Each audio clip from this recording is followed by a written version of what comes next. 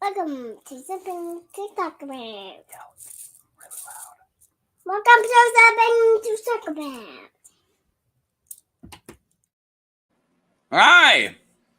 Welcome to Something to Talk About. My name is Taco, and I got a full panel of non-moms to talk about moms for Mother's Day. It's a panel of mom enthusiasts. Yeah, mom, I'm definitely. Where did you get that audio of me talking to my cat, by the way? It's me talking to my 3-year-old, who's about to be a 4-year-old tomorrow, by the way. Almost my daughter's birthday. This weekend has been birthday party for her, me going to a Violent Femmes concert. That's how I got this shirt. And then also although I was super hungover and everything today, trying to take the kid away from the wife so the wife can just do whatever she wants for Mother's Day, and she proceeded to nap for 5 hours. So I've had a weekend, man. How are you guys doing? Kind of selfish of your daughter to be born the day after Mother's Day. I know. Yeah. It's like me being born on my parents' wedding anniversary. Right? It was an emergency C-section, so she tried to kill her on Mother's Day. Oh damn! Like I have 3 nieces, and every single time they were like due in April, that's when my birthday is. Yeah. I made sure the parents were aware. I'm like, that day's mine. Yeah, I will not be showing up. Exactly. Even if one of them is born or not. No, not that I wouldn't be showing up. They're not allowed to give birth on that day. Yeah, I think that's my sleep. birthday. No, that's Nick Grimes. That's true. Napping for 5 hours is just sleeping. Yeah, that's just. I know because that's how long I sleep during work cycles. I don't sleep that well when I'm on graveyard shifts. If I get 5 hours, I wake up like, yeah, let's go. But 5 hours is what we call the GOTV special. Yeah, I'm ready. Which mom do we want to start with? Cat. Yeah. Catelyn Tully. In shorthand, do you guys say Catelyn Stark or Catelyn Tully? Stark. I Stark, go with usually. both, but usually Stark. She loves her know. kids. She loves her husband. She does. Yeah, she does identified with very strongly with her that. father and her brother, and a not so great one with her sister, but she doesn't see it that way. She thinks she has a good relationship with her sister, and slowly realizes she doesn't. But yeah, if nothing else, her kids, she is a very good mom, and I will. Her devotion. I will fight cat haters in the comments and chat to death. I'm going to state everything right now that I'm absolutely not a cat hater. For sake of discussion, I might play devil's advocate, but I think that she's a flawed character, but literally everybody is a flawed character. She does make some really stupid mistakes, but literally everybody makes really stupid mistakes. And she actually has some of the best wisdom and foresight of those characters making those mistakes in those chapters. She makes mistakes, but she makes mistakes after people don't listen to her good advice. Usually, I feel like if Robb Stark had listened to her advice more, he might still be alive. Been writing for my Frey week that's coming up in June. I'm getting my videos ready for Frey week. Yeah, so like an 80-day week. 4 Frey videos in 1 week. Yep. And I'm going to film them all on my next day off, which will be in about a week. And that day's going to suck. but I just listened to the chapter where she drops off, where they show up right before the Red Wedding. And I just love her turning to Robb, like, if he doesn't offer food, you ask for food. And he's like, I'm not hungry. And she's like, are you insane? He's like, I'm hungry right now. I'm not worried about if you're hungry, you idiot. Ask for guest right immediately. Like she knew. I hate so much how they showed that in the show as well, where it's literally just dry bread and a pot of salt, and they're like dunking dry pumpernickel in dry salt and like eating it like that. That's the best they could come up with. For I'm bread literally and a salt. royalty. Like, thanks though. Like I'm a dang king. It's too bad that Kat wasn't aware to also tell Robb, if he says mayhaps, run. Whatever you do, listen for mayhaps. Well, she hadn't played that game with the boys, so she might not have been aware. Never went there. She was get a a better chance. ward Yeah. person. What was the name of that game? King of the Crossing or Lord of the Crossing? Lord Yeah. Lord of the Crossing? Yeah. Yep. I think King of the Crossing would be a little treasonous. But, A Song of Ice and Fire, right? Like 2,000 years after the events, there's this popular adult cartoon show called Lord of the Crossing instead of King of the Hill. Oh, there you go. It's really funny. That's a good one. I do want to say to everybody, as usual, we will do our best to look at chat, but especially if it starts cooking, and we're in a conversation, we might not see it. If you want to make sure we absolutely do see it, please send a super chat. And also, if you want to make sure that that none of it goes to anyone besides us, go to the PayPal that's in the description and send it right to there. So, yeah. Besides that, I think Catelyn, when it comes to momitude, the hating Jon, I know she gets a lot of hate for, but in this society, and especially the way that he was treated in this society, I give her a slight of a pass. I wouldn't be very happy about it either, especially since if you do the math, it was like around the exact same time she just got knocked up. It's like, what, you banged the mom the next week, like something like that, or a week before, like it was literally right on it, like right close. Yeah. And well, also like punishing kids like that is just such a normalized thing in Westeros. Like, Dunk's the fucking sweetest guy in the world, and he's like, I'm gonna like backhand the shit out of you to Egg all the time. It's like all clout year. The bastard. I want to make a Does video. he ever actually do that? Yeah, does Dunk ever do it? He beats the crap out of Egg. When he was when it was Arlen as his does he just threaten him? He gets Arlen hit him at least once when he said you never clouded me when I didn't deserve it, except for the pie. I swear I didn't actually eat the pie. Somebody else did. So we know he got hit for the pie and didn't deserve it. He implies he was hit other times and did deserve it. Does he just threaten Egg, or does he actually clout Egg? Dunk is never clouded. He just doesn't. Okay. He threatens it like every time. He's like, I will. Don't. Oh, you better believe me. I will. And never does. Yeah. Well, the thing is that Egg really doesn't have to be told something twice either. Yep. Like he just does it. A lot of times his advice is amazing. Like Egg's like, hey man, I actually really know how to play the political game. He's like, you want a clout in the ear? And it's like, no, just shut up, man. There's a rebel. We're in a rebellion. This whole thing's a rebel feast. I'm gonna hit you. Shut up for a second, man. There's a Blackfire. There's a Blackfire thing going on. Trust me. Wham! Damn it.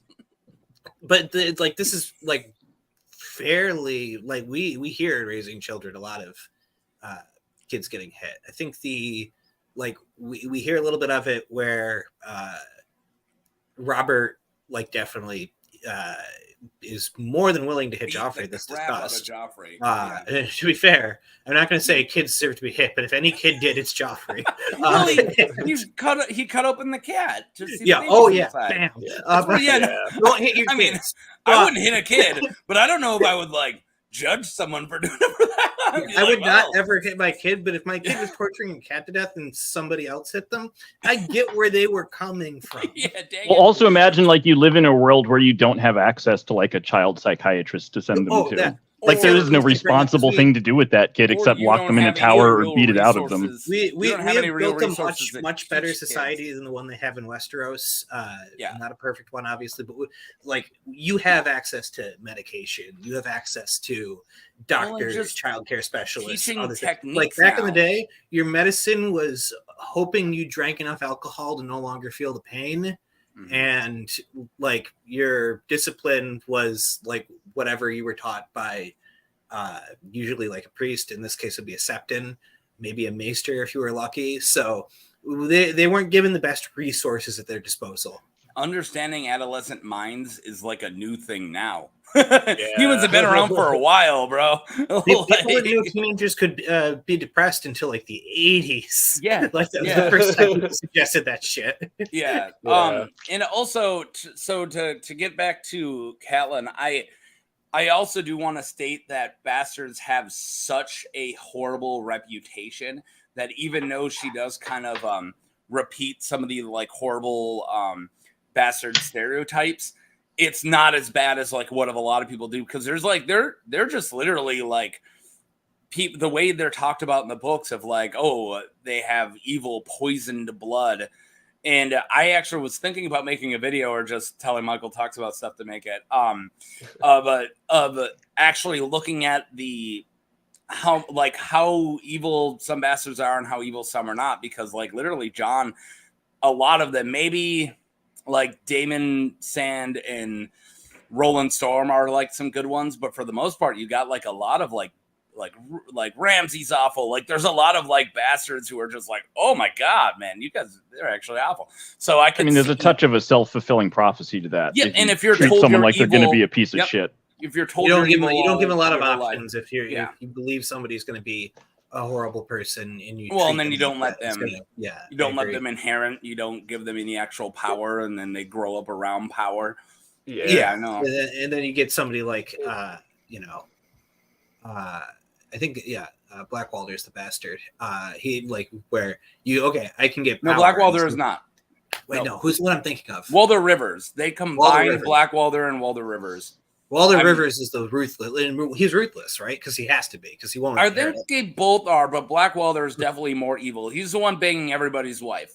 He's also more cunning. He seems to be like assassinating people in his way behind the scenes, I think, if I remember correctly. So I'm literally just, like I said, I'm working on my Frey videos. So I just did a video on Ryman and one of his dad, Blackwalder Frey's dad, and one of his brothers.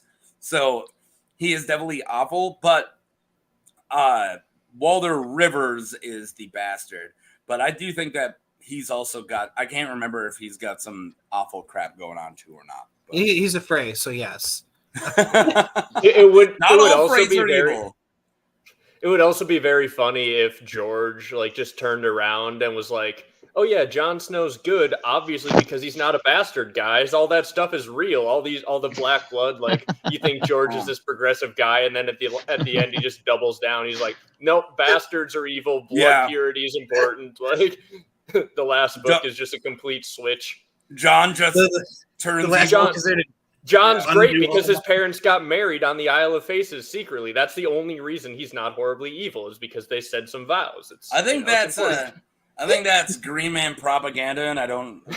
You say I like the idea that the last book is just going to be undoing all the lessons we learned. Like it's going to have like Walder Frey getting the Nobel Peace Prize for ending the war sooner. Yeah. Like that's so great. You saved so many civilian lives by slaughtering all of them at a wedding. I don't want to get too off topic, but on a random offshoot of like of trying to stay out of like theory minefields, whenever you're like making a video and you're like, I probably shouldn't talk about that because it's just a theory minefield. I want to do a what if.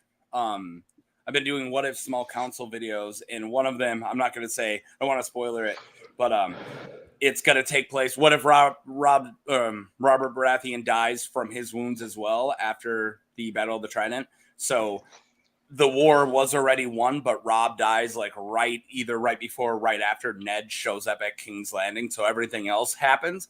But then I was thinking like, oh, then I don't know if he's going to make it to the Tower of Joy. And then I was like, start writing what my theory is, and I don't want to get into it. But then I was like, oh no, I'm going to just assume that the baby there is Jon. Like I'm making all these assumptions, and I'm like, I know I'm going to get comments like, that was Dany and Val. Like, I know I'm going to get those comments. He's supposed to walk away with 7 babies. Haven't you read the theories? Yeah. Everyone's 7-way baby swap, one for each god. For Dany. Yeah. Trying to Oprah's just giving away babies. Yeah. Someone's out there like that would explain why she died in childbirth if she gave birth to 7 children in a row. Like I get it. Septo mom. Go ahead, Michael. I was just gonna say. Oh my God! Wait, Reddit, 7 is holy. Go ahead, Michael. Sorry, it's like a triple entendre. Is definitely making the theory of like, well, actually, the 7 babies at the Tower of Joy match up to the 7 gods. This is who's the stranger. This is who's the mother. This is who's... That almost works. Like, we gotta. Tom's not here, and he's not going to watch the VOD. Michael, we have to run this theory by him. Right. Oh God! I already got it. Jon's the warrior. No, he's in black. He's a stranger. And Val is Val's the warrior. She's a warrior princess. And then Aegon is in there. Dany's in there. Mira Reed's the right age to be there. Night's Watch would love Johnny Cash. Clayton Suggs just for the hell of it. They would. Okay. So let's talk about Catelyn. How she's literally like anger personified, but about the death of her kid. Like, she's like angry zombie mom as Stoneheart. Like, I do kind of love her fixation on Robb's crown, on Robb's killers. Like, literally her last thought that she had when she died was like, please don't kill my son. So now she's like, please don't kill my son embodied. And I don't know if that works for a mom stream because she's more zombie than mom. She's more machine now than man. But yeah, bringing her back was probably pretty irresponsible. Yeah. Like, some questions should be asked. Probably should have just kept doing it to the other guy. Oh, you know, he wasn't having a good time, but like he wasn't a fucking undead. He very much didn't want to be alive at that time. I know like, that, but that was only harming him if you kept him alive. Yes. He's just like, I don't want this. It's a trolley problem. And power. Yes. I'm going to give it to someone else who probably is even worse for this, just to punish you guys for bringing me back. Well, the thing is that walking into it, he probably thought she'd be better, and all of us would have assumed. But he doesn't know well. because he dies. He's probably like, screw it, I'm giving my life over to her. Enjoy this, you losers. He's like, here, take good care of this, and she's like, yoink. I just did I just went through the Barrack chapter, the one time he like has a real monologue, and it's literally like 7 times, Thoros. I need to just die, bro. Like, it's like his whole thing's like, can you just let me die? Like, hey, Barrack, somebody grab Thoros. Don't grab Thoros. It's just fucking Sisyphus, man. Dude. I want to say about Lady Stoneheart, like her, it makes sense because she never really had the time to truly process her grief, especially for Robb because she died immediately afterwards. But especially for like, she thinks Bran and Rickon are dead, and she never gets that corrected. She had no time. She was in the middle of a war. She was doing important political shit the whole time. She does not, because I just finished a reread of Clash, and it destroys her to it destroys everybody who hears all this. But they don't have time to process it. They don't have time to grieve. That's like horrifying. I think technically she learns in Storm, but it's just depressing what she's going through, and that she doesn't have time to chew on all those emotions and really like make peace with it. And of course she hasn't seen Sansa or Arya, and that's like pressing too, because they, as far as she knows, might be dead. Because she's not getting communication. Also did this insanely risky political blunder that she knew was going to ruin not only like her relationship with her son, but possibly ruin a lot of people's relationship with their king, just to get her 2 daughters back. Think about how insane that is. Hey, I know this is our biggest piece in a war of 5 freaking kings, but I want my daughters back.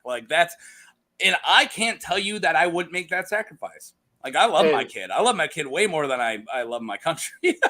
So I would most likely do that. It's also, she makes that gamble not knowing if there's any chance it's going to work. Huge risk. Huge risk. She didn't get it's got to be weighing on her. So I understand why when Jamie Lannister's zombie, like that's still front of mind for her, because it was like the background radiation that she wasn't dealing with throughout all of her life. She couldn't have, but I'm just saying, in a perfect world, she would have sent a raven to Tyrion, who's acting hand at the time. Tyrion would then send an envoy to whatever, Maidenpool. Screw it, right? And then she sends people with Jamie to Maidenpool, and then there's a hostage exchange. But she knew she couldn't get away with that because she had to do this completely behind a million backs. So she just did it hey man, I hope you know a guy who knows a guy, but here. I really hope they agree to Brienne honor is the other able to half. wrangle There's you. no escrow here. Yeah. You ever just give a random person $50 and just hope like food shows up at your house later? Yeah. Yeah, except for in this case, the food is like going to actively try to grab a sword and escape at some point. You're just like, I hope that Brienne is able to wrangle you if and when the $50. The $50 is going to grab a sword and try to escape. Grab the sword of the random delivery driver. Yeah. Watch out, because it's $50, best swordsman in the land. Wait, what? I've gotten so many paper cuts from this thing, but it's yours now. You have to deal with it. Give me that pizza. Oh. It's my daughter. What are we doing? Also, I do like the comment from Lolatov in the chat that says Lady Stoneheart will still love you even if you're a worm. Oh, yeah. And also, Dave's been killing it. I don't get that one. It's the would you love me if I'm a worm? No, I get that part. But where does she interact with a worm in the book? Well, it's all because she's dead and her sons are dead is what I took it as. Like her sons are. Her sons are worms, right. Her sons are worms. That makes sense. Yes. Okay. They're food for worms. All I could think of was the grave worm that Arya tried to eat from the kindly man's eyeball. Yeah, there's a lot of stuff in these books that's really messed up that you just forget about until someone. No one's ever tried to eat my grave worm before. Now, what else is there? I also feel just so bad for Kat because besides the first 2 chapters, she never sees her kids except for Robb the rest of the entire book.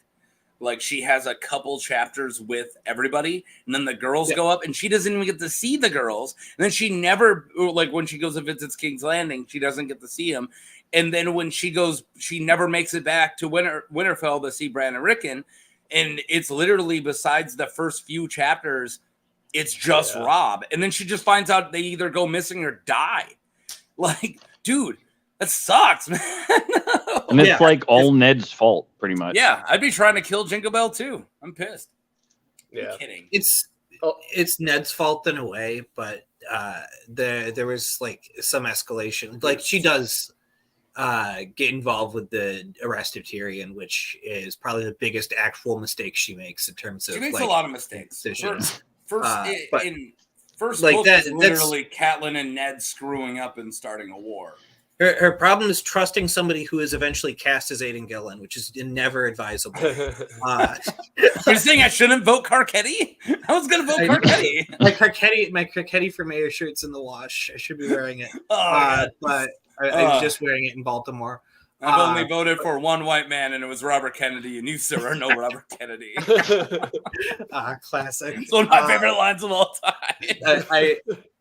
I cracked that joke a little bit. A good friend of mine who is like considers Norman like one of his role models, and that feels like something he would say.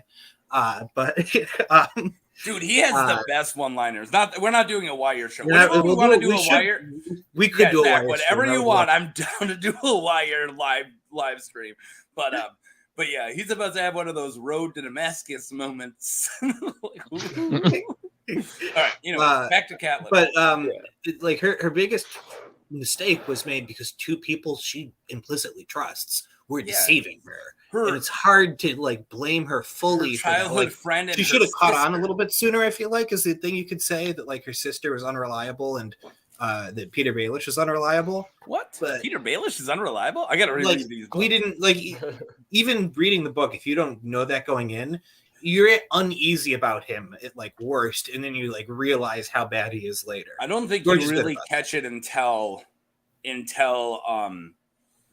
I would say until Sansa gets her scenes with him when she's like, this dude's weird. Like, because she gets a creepy feeling from him just like at Hands Tourney when he's like, oh, I remember your mother. I used to smell her hair when she was sleeping or whatever he says to her. it's just like right away. It's like, oh, bro, like you're not all right. And that's like another layer of it. Like even in the first book, like until he betrays Ned, you believe he is at the very least like kind of on Ned's side about all this. Yeah. Like he can't show it like, hey, politics, I can't show it all that much, but you know, you can trust me. At least I warned you not to trust me, but implicitly you can. It's just politics might get in the way. No, I will get in the way. I will make sure you die. It's because of like Ned. Actually, what he means by that. You actually think Ned is having power with these people. Like you think that he's getting pulled at court because he thinks he is. And then he starts like actually finally moving his chess pieces way too late. And you're like, yeah, finally. And then a book later, you find out the entire war was completely on false pretenses, that everyone he thought was a bad guy was a bad guy. And everyone he thought was an ally was just a wild card chaos agent. And it was like, wait, what the hell? My favorite chapter of the first book is, or at least one of them, is Renly being like, hey, psst, if you want to do a coup, you're like in the window right now. Yeah, like let's this is when you need to play your chess pieces. You have no wiggle room. I will help you if you do the coup right now. I am leaving. At that point, Renly, what was Renly planning? Because he didn't know, I assume, that they were bastards at that point. No, he was going to kidnap them and still rule under Joffrey, but with that as a political hostage, I believe. Yeah, basically depose all the Lannisters while they could, consolidate power, have Joffrey be a figurehead while he and Ned essentially rule, and then investigate. Keep the Lannisters away from the Regency. Yes, keep the Lannisters. Basically, force the Lannisters out of any and all political power. A Stark and Baratheon Regency to a fake Baratheon king. Yeah, and that Ned would be regent. Renly would be hands-on to help. No, in Aegor, I'm literally talking about Daena the Defiant just for you, so stick around. And I also have a huge crush on her. Yeah, I was gonna say, I don't know if we ever fully announced to everyone what we're doing here is the hottest A Song of Ice and Fire moms tier list. That's what this whole stream is. So incidentally, they're all hot. It's not on purpose, but like, dude, when you listed them off, I was going to say, so this is the A Song of Ice and Fire's MILFs meme, MILF stream. Yeah, exactly. Yeah. I mean, when even can I say this, Jeff? Yeah, we're far enough in. I waited a while to make that one. When the product of the worst incest of all time still looks like this, we're doing all right, guys. We're doing fine. To be fair, Cleopatra was described as beautiful, and she's descended from like 6 generations of brother-sister incest. So really, the actress. Yeah. Her family was like so like that whole the Ptolemies Egyptian family, the Ptolemies. Oh, I thought you literally said someone. Okay, sorry. No. Cleopatra. Okay, yeah. Cleopatra, yeah. She was married to both, or just one of her brothers. Incest. She was married to one of her brothers first. At least. Yeah, it was traditional. And it was not like an ancient Egyptian tradition. The Greek family that they descended from was just into incest. But historians do argue whether or not she was attractive or just extremely charismatic. Because she could have looked like a Habsburg, just really, really cool. Like she was a cool head. She was a Habsburg with Riz. But also, who knows what the beauty standard was at the time either. Yeah, that's true. Yeah, your beauty standard might just be not dying of disease. Like, I mean, to Julius Caesar, power is attractive. Like that's, Mark Antony's like, dude, do you see how far her lower jaw juts out? Like maybe he's just into that Habsburg. I don't know. When an average-looking queen of Egypt rolls herself up in a rug and presents herself to you, you're like, dang, that's pretty nice. I could go for that. What's up? And then you send propaganda being out. A member of a royal family does make you a little bit more attractive. Yeah. Then you send the greatest dynasty of all time. Yeah, you send propaganda out through the history books, being like, I swear she was the hottest girl ever. Like it was nothing to do with anything other than the fact that she was gorgeous, guys. I know you haven't seen her because there's no internet, so just trust me. Also, not a mom and a kid. But yeah, it was the hottest because of the worms, because of the fireworms inside her. Does that mean the hottest guy of all of A Song of Ice and Fire is Quentin Martell? No, I think other people have been more thoroughly roasted by dragons. Oh yeah, more. He only got sort of an outdoor crisping. That's why it took him a few days. Okay, I was gonna say if you're a Quentin death denier, I'm booting you off my stream right away. I didn't hear half of what you just said. If you're a Quentin death denier, I'm booting you. Oh, no, I'll play devil's advocate in that fight, but I don't believe it. No, I don't believe Quentin is alive, but it is so fun to think about. Exactly. It's not. I hate it. It's like one of the ones where I roll my eyes so hard. I have like 2 or 3 that are rather big. Let's say BA theories that I just I can't roll hard enough. Like N plus A equals J is one that I'm always like, oh, read the books though. Like it just hurts my ears. Of course, old Nan being secretly child of the forest makes. I don't know, man. I could send you a video, Michael, that might convince you on old Nan. I'll have to check that out. That sounds pretty interesting. Yeah, she's also Nettles. Oh, damn! Really? Okay. Psychopath. I do like the idea that I think old Nan is probably half child of the forest. I just did a video with Ghosts of High Heart, or no, it's something I talked about Ghosts of High Heart for a second. My Lemon Cloak video. But when I talked about Ghost of High Heart, I literally stopped while I was filming it, and I was like, there is no way she's not a child of the forest. Yeah, that's the one that's like 100%. She's pale white with the red eyes. She looks like a weirwood tree. What are we doing? Like, she's been hundreds of years old. Lady, 3 feet tall. She's 3 foot tall, little old lady 3 decades ago, and still looks the exact same. Gets magical prophecies from a weirwood. The children of the forest talk about how they infiltrate humanity. That it's just She touches a weirwood stump and gives you prophetic dreams. Yeah, guys. She sounds like Gagul from King Solomon's Mines. I will go with my full tinfoil time traveling Jenny of Oldstones as the Ghost of High Heart theory another day. High Heart is literally said to be haunted. It was an important location to the Children of the Forest, and it's said to be haunted by the ghosts of the Children of the Forest. And there's a character called the Ghost of High Heart, who is obviously a child of the forest, and people are still like, nah, crazy talk. I don't believe it. I can't remember what the percentage was, but when I just said, like, I put that as a poll, and I'm pretty sure it was close. But I think that the majority went to no, she's just an old lady. I think a lot of the fandom, like, I think that's one of the like things that hasn't been discussed like to death on Reddit, that the Children of the Forest kind of might pretend to be people, so that like a lot of the fandom isn't like on that train. Every short or magical person is a child fatigue for me. Like, if you're gonna start whipping out your like, oh, and so is Maggie the Frog. Okay. Like, I start to get bored fast, where it's like, sure, why not? And this person, hey, they once described how's about Tyrion? This guy as short. So what about him? And it's like, Shadrach the hi kitty. Shadrach the Mad Mouse is actually Nettles. Like, what are we doing here? And I hear crap like that. So just blank as a child of the forest, I have big fatigue over. But Ghost of High Heart's like, well, yeah, that one. Yeah. I think I might have avoided a lot of the theory fatigue that other people seem to have by just not being on the Song of Ice and Fire subreddit for like several years after the show ended. I was just not a part of it at all. So I feel like a lot of people are like, I've read so many video essays about this. I can't stand another one. And it's just like, well, okay, that doesn't affect what is or is not in the books, how many videos or like how many like Reddit essays you've read, Yeah. You reading this, Russ? Because I got it up for you.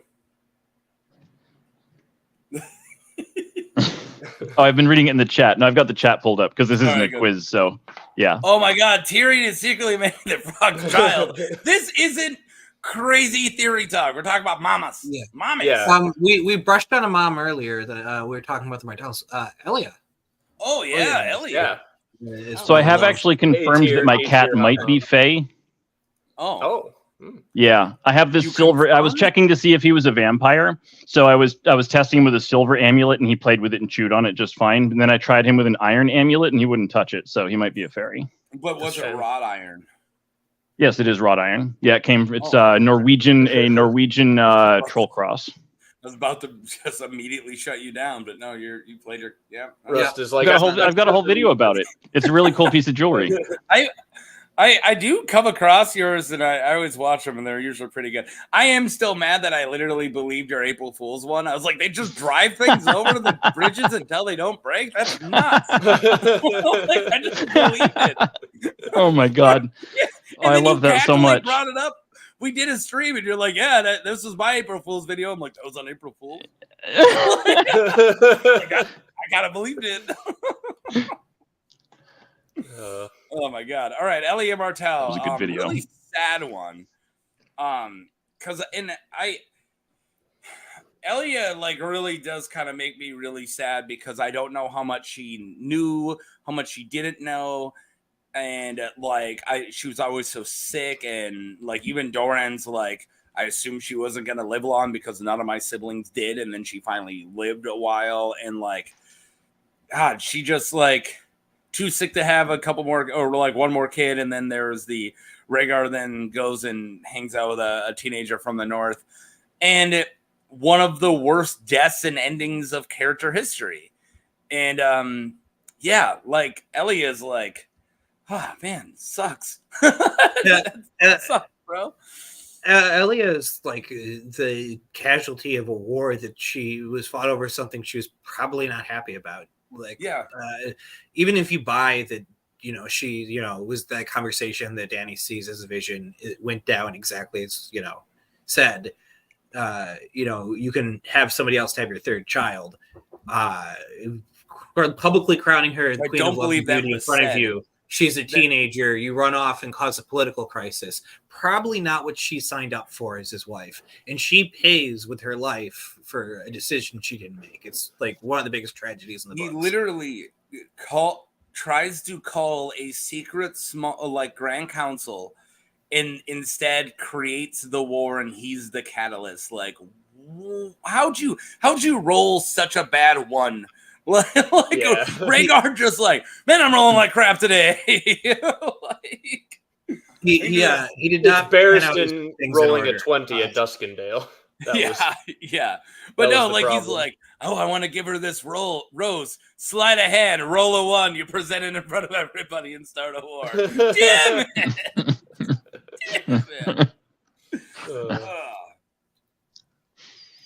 Yeah, that's. Like I'm gonna have to eat a Charleston chew. I was gonna say, that's a rough thing for Elia. Like I go back and forth on whether or not she was at all in on it. Like in terms of Rhaegar's scheming, like I kind of get the vibe that she maybe would have been. I don't know if that's like, because like you would would we hear more about her being super pissed off if she was super pissed off? Like, would someone like Doran or Oberyn, like... But she wasn't around them. She was trapped. Yeah, she was whisked away at King's Landing. The entire time in King's Landing as a political hostage. And the people who have knowledge of that, who were there, all have incentive to lie. Pycelle has incentive to lie. Yeah, they're all pieces of crap. Varys has a huge incentive to lie because he's faking. Sorry, he has one of her kids who's totally alive. And who else do we know who was in King's Landing? Like this another thing like is fascinating to think about is in like a lot of governments, you have people who are in positions for years and years and like hand things off very intentionally. You look at King's Landing right now. Nobody in the where the books are right now in King's Landing has been there for more than a couple of years. It is like prisoners running the asylum in terms of government there. So are you saying that Harry Swift wasn't a good hire? Who wasn't a good hire? Harry Swift. I mean, he has all the credentials. He's kissed Tywin's butt for almost as long as Pycelle has. Like, come on, man. If that's not credentials. Not as long as Kevin has, though. I gotta say, the Master of Ships was an excellent hire. As soon as he comes back. Paxter. Yeah, Paxter is a really good hire. You mean Valerian. The Bastard of Driftmark. Yeah, the Bastard of Driftmark. I thought we were talking about Bastard Redwine. Because Bastard Redwine is an actual really good hire. Oren Waters, though, man. That guy, he is the Tim Tebow of Master of Ships. He's going to last forever. I wish I could get promotions at work because I'm an ugly Rhaegar. This is a weird thought, but I'm now thinking, like, what would Littlefinger have done if Ned and Kat never, like, got involved, right? If Ned had never come south, would Littlefinger, like, if he didn't need revenge on the dude who married his crush, like, would he have just been, like, a solid master of coin for, like, forever? No, he was playing the Game of Thrones, man. I got your split in your timeline where like somebody who isn't Lewin answers the Raven, doesn't know any of it, and just writes like new Maester who dis and send it back. And they never get the letter. Read in time. Isn't it messed up that like Lewin knocks on the door post-coital to be like, I got a secret message from your sister. Like, dude, don't text me when I'm in bed with my wife. I would have answered. Leave me alone. Ned's just like full on like this, naked, staring out the window as I love that he whips his balls out at Winterfell. This is my kingdom. Yep. Dude, those early chapters are unhinged. I love the thing with I talk about this a lot in the inflation theory on the Interesting Nerd Club.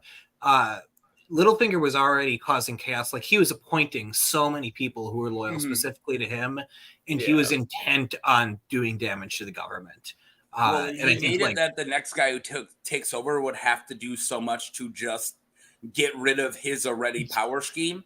Yeah, basically, it'd be like he was planting his influence there, so even if he wasn't in the office, he still had a disproportionate amount of influence in it. Hamilton didn't have to run it. Like, he set up a economical system that's like, you're gonna have to come through hoops to dismantle this, and that's why he did it that way. And that's exactly what Littlefinger's doing. Of like, no, I even hired the guys who can stop it, and they're all it was the same thing during the era of after the Civil War of mostly Republicans winning office, that the Democratic presidents who got in had a very hard time not accomplishing things because so much of the state had been appointed by the other party.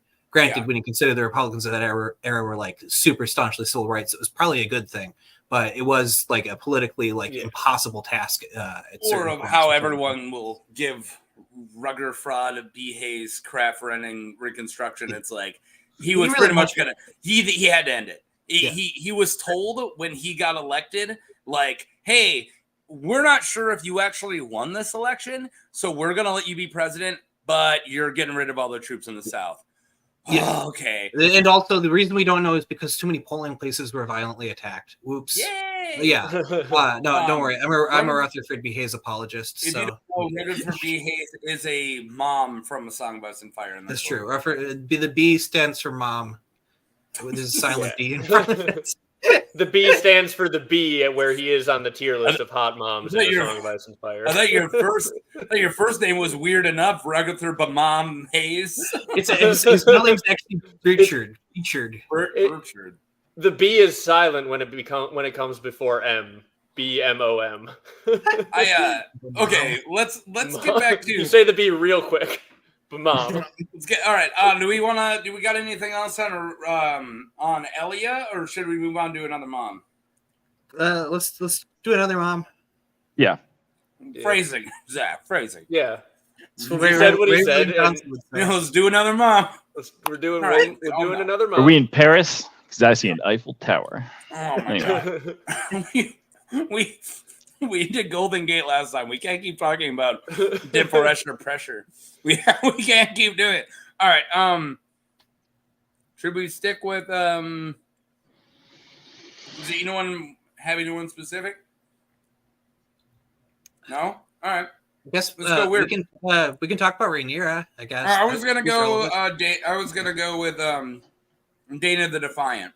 Because I know Aegor Bitterstill is in the chat where I think he is. So Daena the Defiant, I'll tell everybody everything. So she was locked in the Maiden Vault when her horrible brother husband. I hate Baelor, by the way.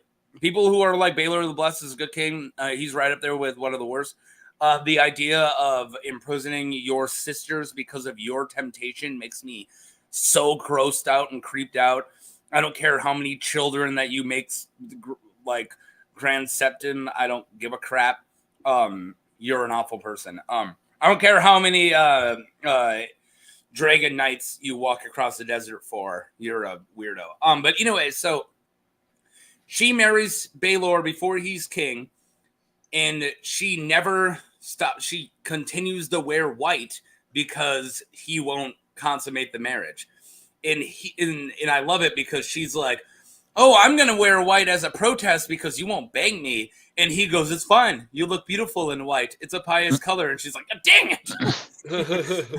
And so she is Aegon III's daughter, who always wore black because he had severe depression because he grew up during the Dance of Dragons. She wore black. She wore black because she was cool and punk, right? So he was emo and she was cool punk. So I love Daena. So she gets locked in the Maiden Vault, sneaks out, gets laid by Aegon the Unworthy. Rare story to have sex with Aegon the Unworthy. Why? Not known for having sex with women, that man. Yeah, I know, but like he must have game. Like I'm just saying, he's up there with one of the worst kings. But like, dude, if you're like, what are you doing this week? You know, my cousin who's locked in a vault. I'm gonna knock her up. Okay, and he's like, did it. X Money's like, I did that. So she gets that's such a like sentence that like a Targaryen can say and nobody else. Targaryen can say. Hey, where's your hot sisters? I locked them up too hot. Good thinking, Baelor. What the hell? This is the room I lock my sisters in when they get too hot. So over here we got the Lincoln room. The White House tour of the Red Keep. And then like for the rest of time, it's called the Maiden Vault. Yeah. So like everybody is like constantly reminded of why it even exists. Like they couldn't like repurpose it and change the name. No, this is a vault for maidens. We couldn't possibly store like gold. Well, although I guess for the for the Baratheons, I guess for the Baratheons, it would be a way of like displaying, you know, Targaryen, whatever badness.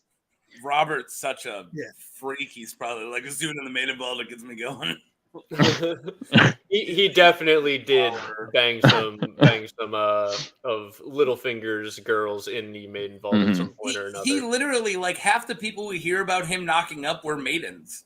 Like Robert's gross. Okay. Anyways, so we're talking about moms. So the kid she had was a very little known character from back in the day named Daemon Blackfyre the First. So we don't find out. We don't really know who the mom is until later on, and it's after her uncle Jaehaerys II becomes king, and then stops being king. After all that, so I have one thing I like to bring up. She almost became queen because she was next in line. She was the last living, or she was the oldest living person on Aegon III's line after Baelor, but they gave it to Aerys instead, or Jaehaerys instead, because literally Baelor locked all of his heirs, who were all females, into a vault so they couldn't have any political friends or any political machinations or have any real connections. So when Baelor dies, they let her out, and she's like, hey, I'm like the heir, right? And Jaehaerys II's like, yeah, but like I've been hand for a long time. Like try to take this crown from me, pretty much. And then like a year into his reign, her baby daddy and his crappy kid probably poisons him and takes over the crown. Targaryen stuff, yo. But some anyway, Tower of London stuff too. And also after he takes over and after she's out of the Maiden Vault, the histories stop. So I did a video about her, and like literally you have like, I know that it's Fire and Blood Volume 2 would be where all this is. It's towards the end or towards the beginning of the second half of the World of Ice and Fire Targaryens, but we really know nothing about her after that. So I can't tell you if she was a good mom or a bad mom because I don't know if she supported Daemon later on. I don't know if she has anything. All we know is she has a very important kid and then disappears from the histories. All right. Yeah. Somebody else can talk for a while. Her circumstances of becoming a mom are much cooler than anything she did as a mom, as far as we know. Yeah. Yeah. Was he an art thief? I don't get the joke. I don't know, but it made me think of that meme of like, there's one thing worse than a thief. Art. No. An art thief. Vault, I like all the Vault 69s. Vault 69 was 999 women and one man. That's true. Yep. And then Vault 6, or that's Vault 68. But then the other one was 999 men and one woman, which is a nightmare. It's a very bad thing. Very bad thing. Yeah. That Vault text. Arguably both very bad time. Yeah. Yeah. One, I think if you had to vote on which one you would rather be in, I think both genders would choose to be in the more women one. In the more women one. Yeah. I think everyone's in agreement that one's the. Is there a vault with bears? Not if you're a gay man. If you're a gay man, then your odds are really good. I was gonna say it depends on how gay it gets and how quick. Yeah. Oh, it's going in. I just hope it stays consensual. That's all I'm saying. I mean, eventually I'm gonna be like, all right, man. But like, I just hope it doesn't go full on awful. Anyways, where were we? No bears, but there is one that's like 20 men, 10 women, and 1 panther. That was a vault. I might have got the men and women. It might be 20 women, 10 men, and a panther, but that is a vault. I just did a video of vaults. I got them all in my head right now. Yeah, it's fun. I've been doing a Fallout tabletop, so I've had to like theory craft my own vaults. I ran one for a long time. If you need any help, let me know. I came up with like 30 vaults. I would love to just share notes about like my setting versus yours. I did the Buffalo area as a Fallout setting, so it's been a lot of fun. Maybe we could do that as a live stream with a couple of people in our like little circle. That'd be a fun thing. Do people want to watch us do a tabletop live? I know some people have mentioned that in Discord before. I do have a Pokemon tabletop on my stream on my channel, but I was hoping to move it over to a different one eventually, and then just do tabletops on that channel. Just do a tabletop channel, but yeah, that's like in the future when I have time. Whenever that happens, I keep waiting. I keep banking on that future. Hasn't showed up yet, but it's got to be coming up, right? Like I'm overdue for some time. I'm getting. You said your daughter is about to be 4, so in 15 years. I got it. And that is if we don't actually have another kid. Yeah. If I ever get rich and YouTube famous, you're all coming with me. All right. Also, less mention that I'll someday be arrested in. Our content house, interesting content house. Whatever you say there, Dobrik. I mean, what? The interesting nerd clubhouse. Yeah. Yeah, there we go. Interesting nerd clubhouse. I'm way too old to have roommates. Can I have the bunkhouse in the back and you guys mind my space? Yeah, sounds like something. Who's the fire festival guy? It sounds like something he'd be involved in. The funny thing is, I'm actually trying to perform at the next fire festival, knowing full well what's gonna happen. Yeah, but it's great because no either way, it's gonna be a great story to tell somebody if I live, right? Yeah. Bring your own food, bring your own water, and I would get a prescription for Cipro. Also, right. Zach, before I forget, for your Buffalo-based Fallout, there has to be one vault that is 1 man and 500 tables. That's a Buffalo Bills WWE reference. No, I got it. Buffalo Bills fans before games have a tradition of plunging through tables and occasionally lighting them on fire first. If you don't have a lore, actually, yeah. If you don't have a Mafia ran one, like a Bills Mafia ran one, that's also one.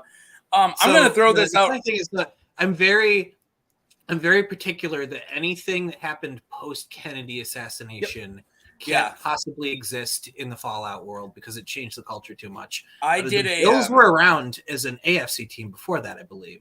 They were an AFL team before that. Yeah. So I could have Buffalo Bills stuff. So here's something I did. I made 2 different radio stations for, but that were just YouTube playlists that I would have as background noise, so they could flip to my rock station, which was everything used in Fallout, and then I added like 10, 20 songs, and then I had a country one, and then I also made characters that were the radio DJs that you possibly. I did that too. I had me and 2 different friends voice the 3 different radio stations for mine. There was show tunes, there was like a pop-ish one and a rock one, and I did the rock one as a ghoul, so I had to do my ghoul voice, which I can do, but I will then like slowly destroy my voice every time I do it.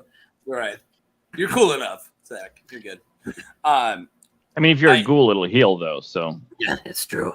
All right, smooth skin. All right, smooth skin. Yeah, I knew I shouldn't have trusted a doctor that smelled like that.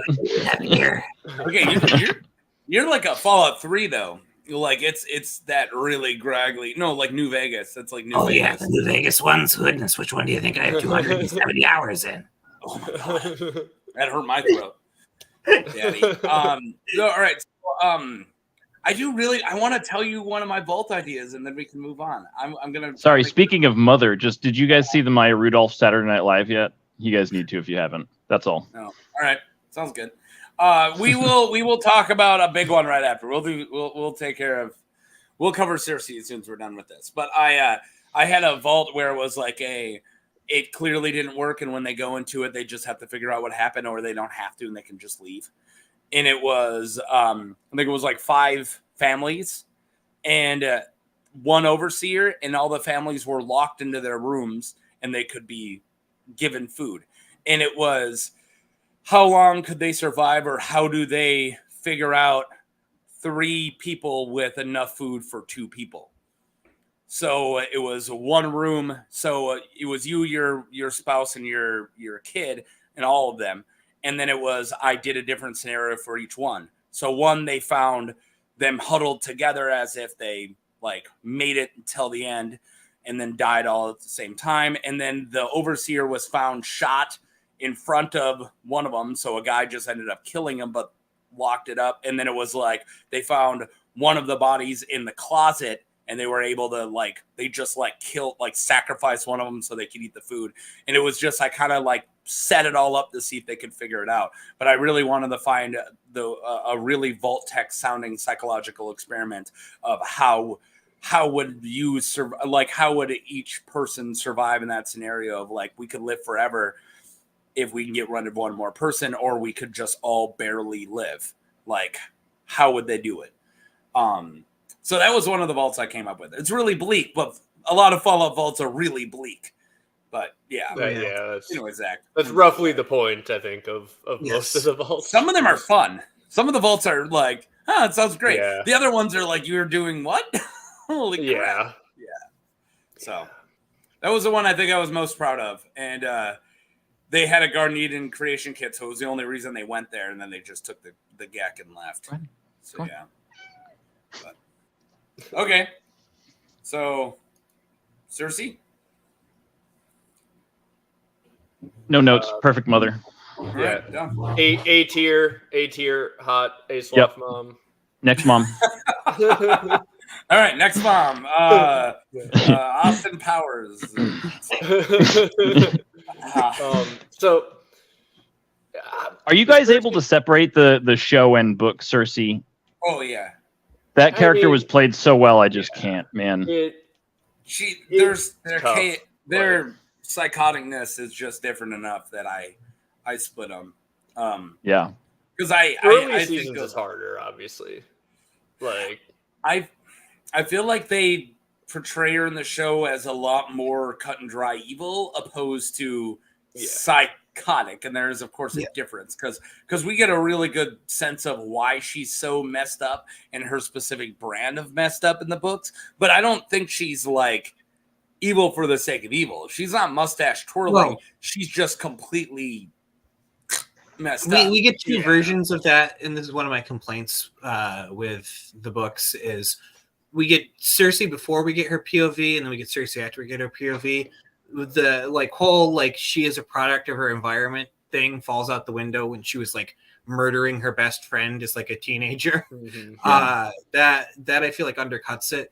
Cersei, you can see Cersei has been driven to be a bad person by the contradiction of having to be a wife and a mother and a political schemer and supporting her family's ambitions over her family that ambitions of the family she's from, or the ambitions of the family she made. That would drive you to the point of madness, and does many times to many people in Westeros. None of that made her push a child down a well, which is that was all about the whole being in love with her brother thing. Oh, I really thought you were going to say something else, Michael, and I was really getting mad at you.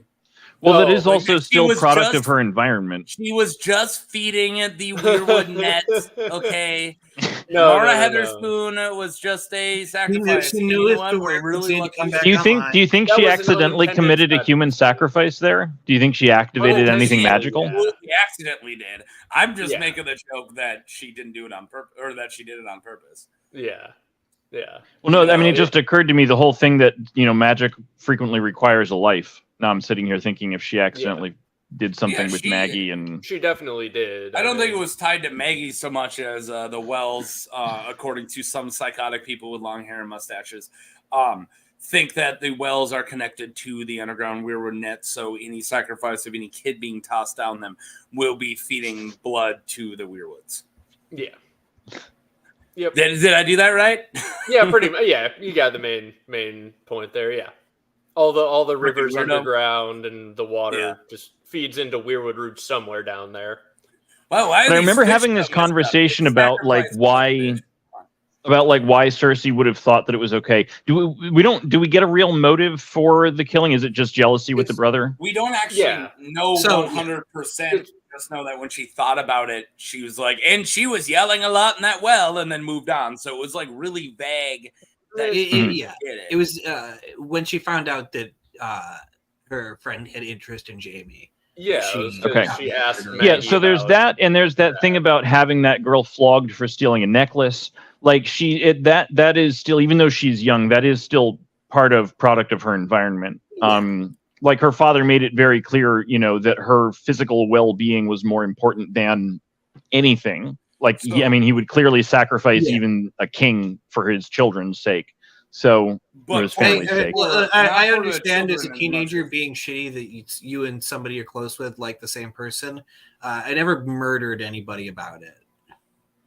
Right, but you weren't raised by someone who taught you that it was okay to do that. Anybody down a well. You just didn't have a well.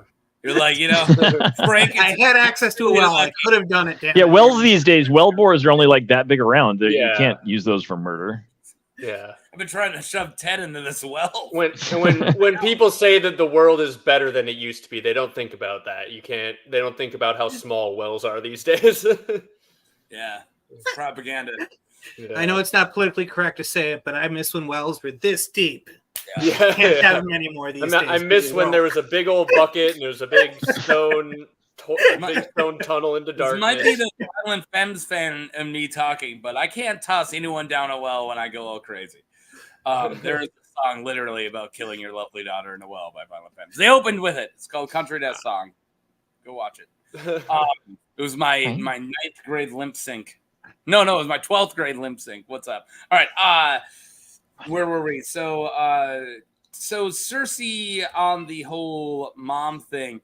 I don't think she's awful as a mom. I think she's awful as a person, but a lot of you got to look at the type of parent you had and then the type of parent you become, and you're just hoping that the psychoticness of your parent that is installed in you, that you're turning the needle slightly towards more healthy, right?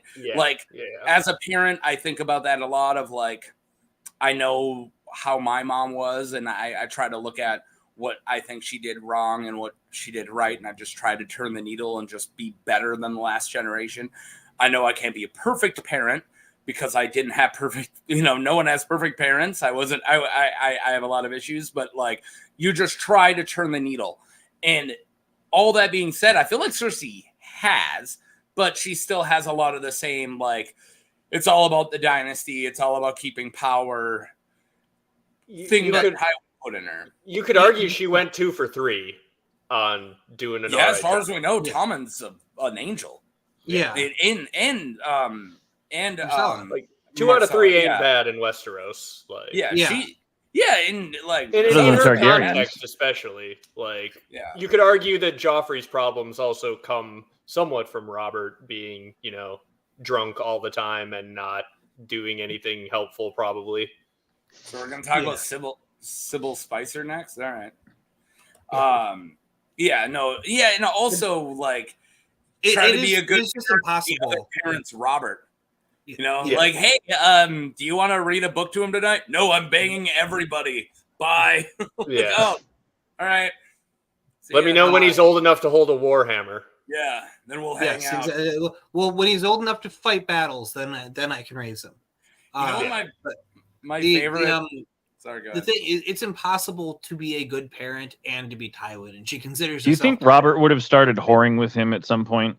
Yeah, that's true. Yeah, he would have bought Joffrey his first prostitute, probably within. But Cersei would cut his dick off for that. Metaphorically.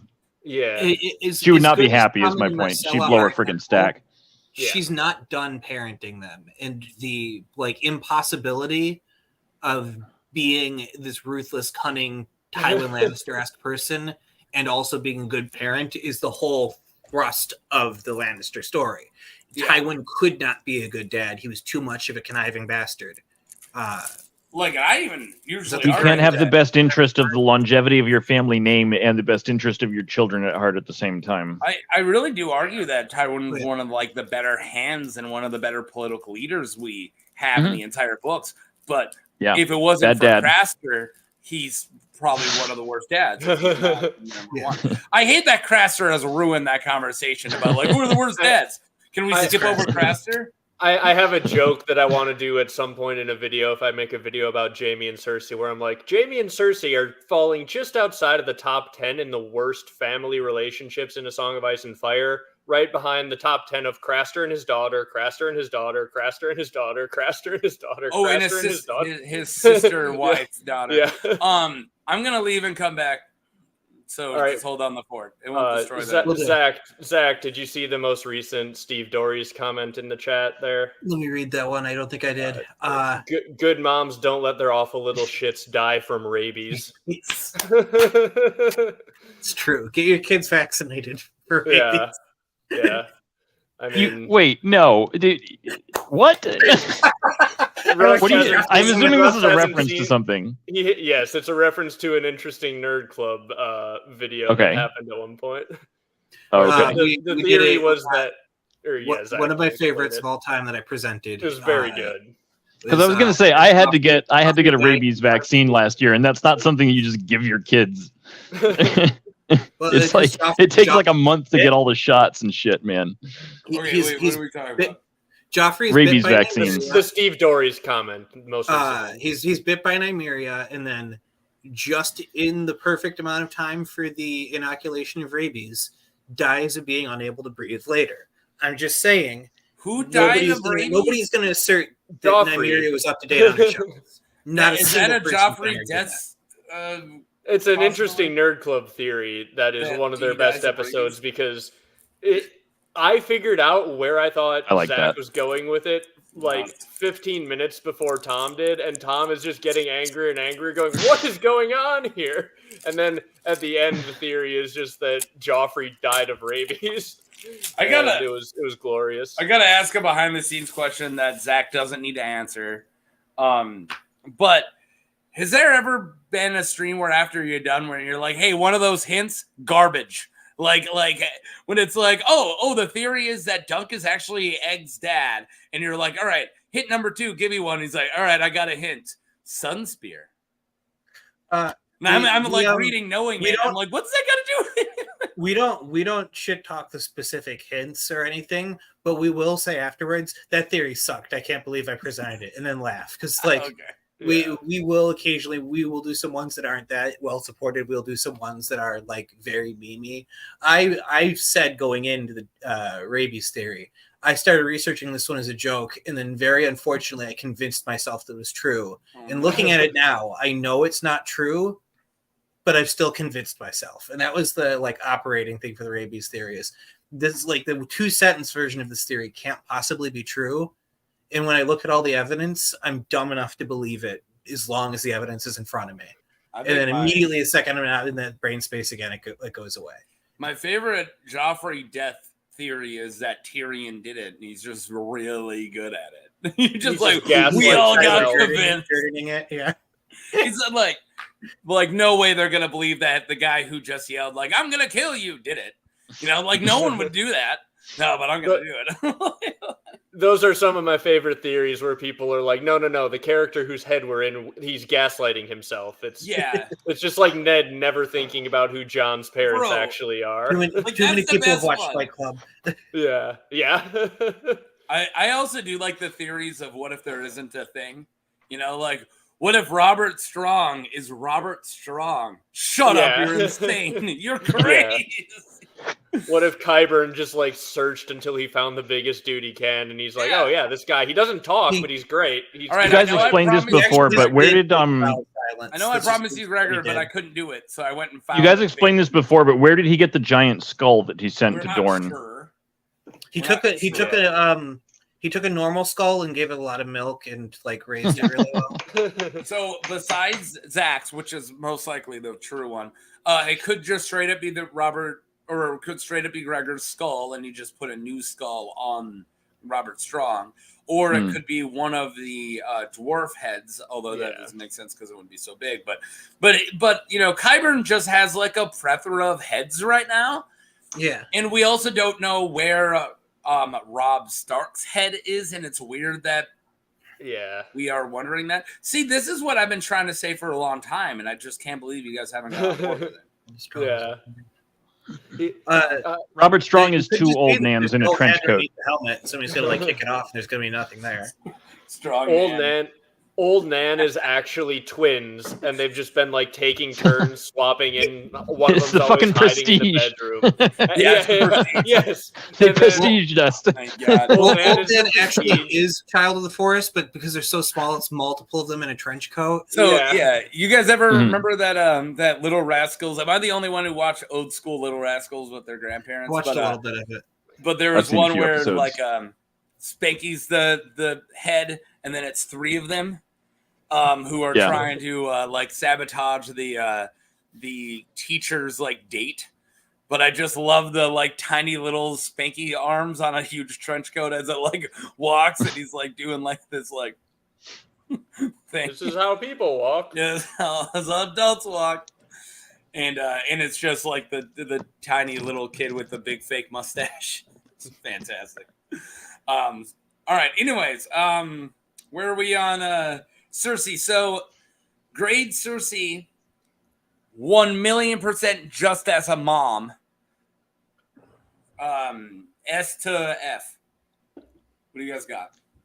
Is her story about killing Robert's child true, or did she make that up for Catelyn? Show. That's all show. That's show only. Okay. Show only. All right. Never mind. I'm gonna say C-. Because for Westeros, she's pretty darn average, but she loses a little bit of points for having her kids with her brother because that causes them some serious issues. So it could even be a D+ because of how serious the issues are that causes. I was taking the incest out in my head because that knocks it down. Because I was gonna go higher, but then it was she's purposely putting incest bastards into the most dangerous position ever as heirs to the throne. If you want to have a kid with your brother, do it. But as heirs to the throne, you are literally dooming those kids for.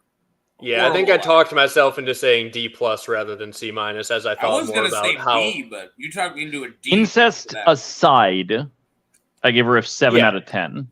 Just on the raising aspect, just on the raising aspect. She's I have to take points off from the fact that they die.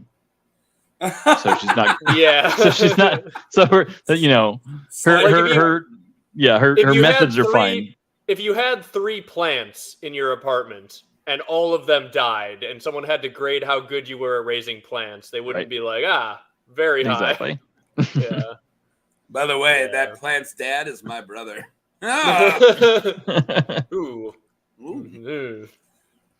That plant isn't the species it thinks it is. But because she put her children in such an obviously dangerous position, and it's just for the sake of power as well, because Ned gave her the option, you can keep all your money and just run and take your children. But no, she wanted the power. So honestly, overall, maybe 2 or 3 out of 10. She didn't actively try to murder her own children, so she gets a little point for. She gets a couple points for that. I just didn't realize the fact where just 4 dudes rating women on being moms. So sorry. Rating women on a scale. Mom's written by a man. Women. You're an awful Mom's written mother. by a man. Give me a beer. Yeah. Also, they're not real women. I think, unless I'm mistaken, Taco, you're the only one who's married here. I am married. Yeah, this is all a bunch of dudes. You think Michael ran that mustache by somebody? Come on. I'm divorced twice, so technically that's 3 out of 4 marriages going on here. Married. Yeah, you know what? That's fair. You know what? You're covering the other 2. There we go. Yeah, exactly. Yeah. What's possibly better? Our group is 3/4 married. Am I the only parent? Or 3/4 has been married. Yep. I'm not a parent. No. Jesus. I'm not Jesus. Sorry. What could be better? I panic whenever I think about being a father. On a scale of 1 to 10, all right. So Man, we're kind of running out of moms. I know there's a lot of moms. We can think of more if we let's run out. Think point of view characters, like they all have to have moms, or some of them might. Obviously, how do we not talk about the most important mom, Jon Snow's mom, Wylla? Oh yeah, that's Wylla right. the milkmaid. Yeah, Wylla the. I don't know, man. I'm more of a fisherman's daughter guy. That's fair. Yeah, that's fair too. We forgot to talk about Jon's mom, time traveling Daenerys. Oh yeah. We forgot about. I'd like to talk about Mrs. Seaworth. Oh, you want to talk about moms? A tier. I'm doing it right now. Yeah, no, I'm on that. Davos does nothing but miss his wife. That poor man, dude. I love how he talks about her too. He just, I miss my lovely giant fat wife. Yeah. He constantly is like, my. Did you guys ever read? Did you guys ever read All Quiet on the Western Front? Oh yeah. No. So there's a part where the guys are in their trenches and artillery is firing over them. And there's this big round piece that falls off the shell to engage the rifling. And this one guy is showing it. It's like this big thing. And he's like, my girl at home could wear this as a garter. And you're in the head of this guy that he's talking to. And he's like imagining a woman that size. And he just can't. And he's like, it's like the best thing he's ever imagined. He's like, I can't believe that he has a girlfriend that big. That was the story. That's funny. That's pretty good. I don't even remember that part. So much of All Quiet on the Western Front gets it's like, when it's just all awful that it yeah. If you ever have those books where it's like every chapter runs like Blood Meridian, I can tell you what happens in that whole book because the whole book's like more death and violence and bad stuff. More death and violence. Did you ever read Beloved by Toni Morrison? No. You probably shouldn't read it in high school like I did, but it's someone you should read it at some point. But I tried to read Clockwork Orange in high school. I've tried that book twice and I've never finished it. I can't make it past some of it. But so here we go. Marya Seaworth, let's go. So yeah. I mean, we don't know a whole awful lot about her. Oh, I sure do. Give me a second. All right. Well, I just know I'm just gonna do a kid count. So 1, 2, 3, 4, 5, 6, 7 kids in total, all males. So there's that, and then 3 of them are dead. So Dale, Allard, and Mathos. So 4 of them, and Merrick are all gone. Devin was the 5th born, and he's the oldest one right now, and he is Stannis' his squire. And then there are Stannis and Stefan who live with her. So yeah. And they are... Or her father was a carpenter, I guess I just learned. That's kind of interesting. I don't know if I can give her physical description without sounding chauvinistic, though. I mean, as long as you say that before you give it, then it's fine, right? Yeah. You gave the disclaimer. All due respect. Mara is a good-natured, plump woman with sagging breasts and a kind smile. George, come on. You didn't make that up. That's not your fault, Taco. I'm reading it directly from the wiki. Davos feels she is the best woman in the world. Oh, yeah, see, that completely makes everything you just said fine. Like, there's nothing wrong with it. She's ugly, but she's cool. Davos.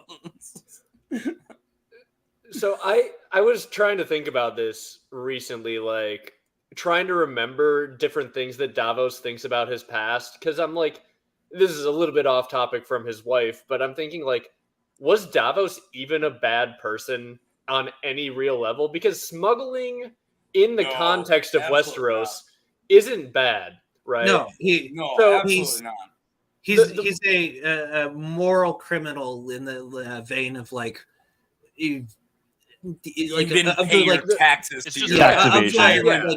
Characters who are engaged in crime but aren't bad people, like trope that media loves nowadays. Yeah, I feel like he is probably out of all of them, like above board. Like the regime of Westeros is like inherently terrible to like small folk, and he is just doing what he needs to get by, and he goes out of his way to feed the starving to make like a meager profit off of it. Yeah. And like, so don't they say that he could have gouged for the food he smuggled in, and he asked for an honest price. Yeah, he sold for a that's fair what market. I thought. Right? So my point where I was thinking about this and where in my mind I was going with, I'm like, Stannis is awful for cutting off the tips of his fingers. People act like that was like, oh, Stannis so just. A good act does not wash out the bad. And it's like, he didn't do anything bad. This is like the moral equivalent of like a guy driving to deal some weed, sees a cop car flipped over and on fire, rescues the cop, and the cop's just like, all right, but also you're going to jail for being a drug dealer. You smell like weed, so I am going to have to get the dogs out here. Yeah. So my question is, had Davos been caught for smuggling and like he was a prisoner and they're like, we'll let you go if you do this? No, or did he just smuggle shit in, hold the king, and then just said to the king, oh, I've been smuggling all my life? And then the king was like, oh, I'll cut your fingers off for that? Pretty much, yeah. Yes. He was basically like, it was obvious he was a smuggler when he showed up with food. I came here with onions. And thank you for saving my people. Give me your knuckles. Like anyone who holds Stannis up as a good person for that is just crazy, in my opinion. Like the more I think about it, it's like that is a pretty darn terrible thing to do. Was Davos trying to take sides in the war? Like, was he just like, I'm just doing my job? I think he just like didn't want a bunch of people to starve, but I'm not sure. Well, no, he saw a good opportunity. There are people there who desperately needed food that he knew he could sell, and it was the right thing to do. And like, you know, as a smuggler, he knew he was going to make money off of it. It was a win-win for him. He had all these onions just laying around. He could sell a shit ton of food at a good price and feel good about it, which is exactly what he did, and it stopped them from like starving to death and engaging in cannibalism.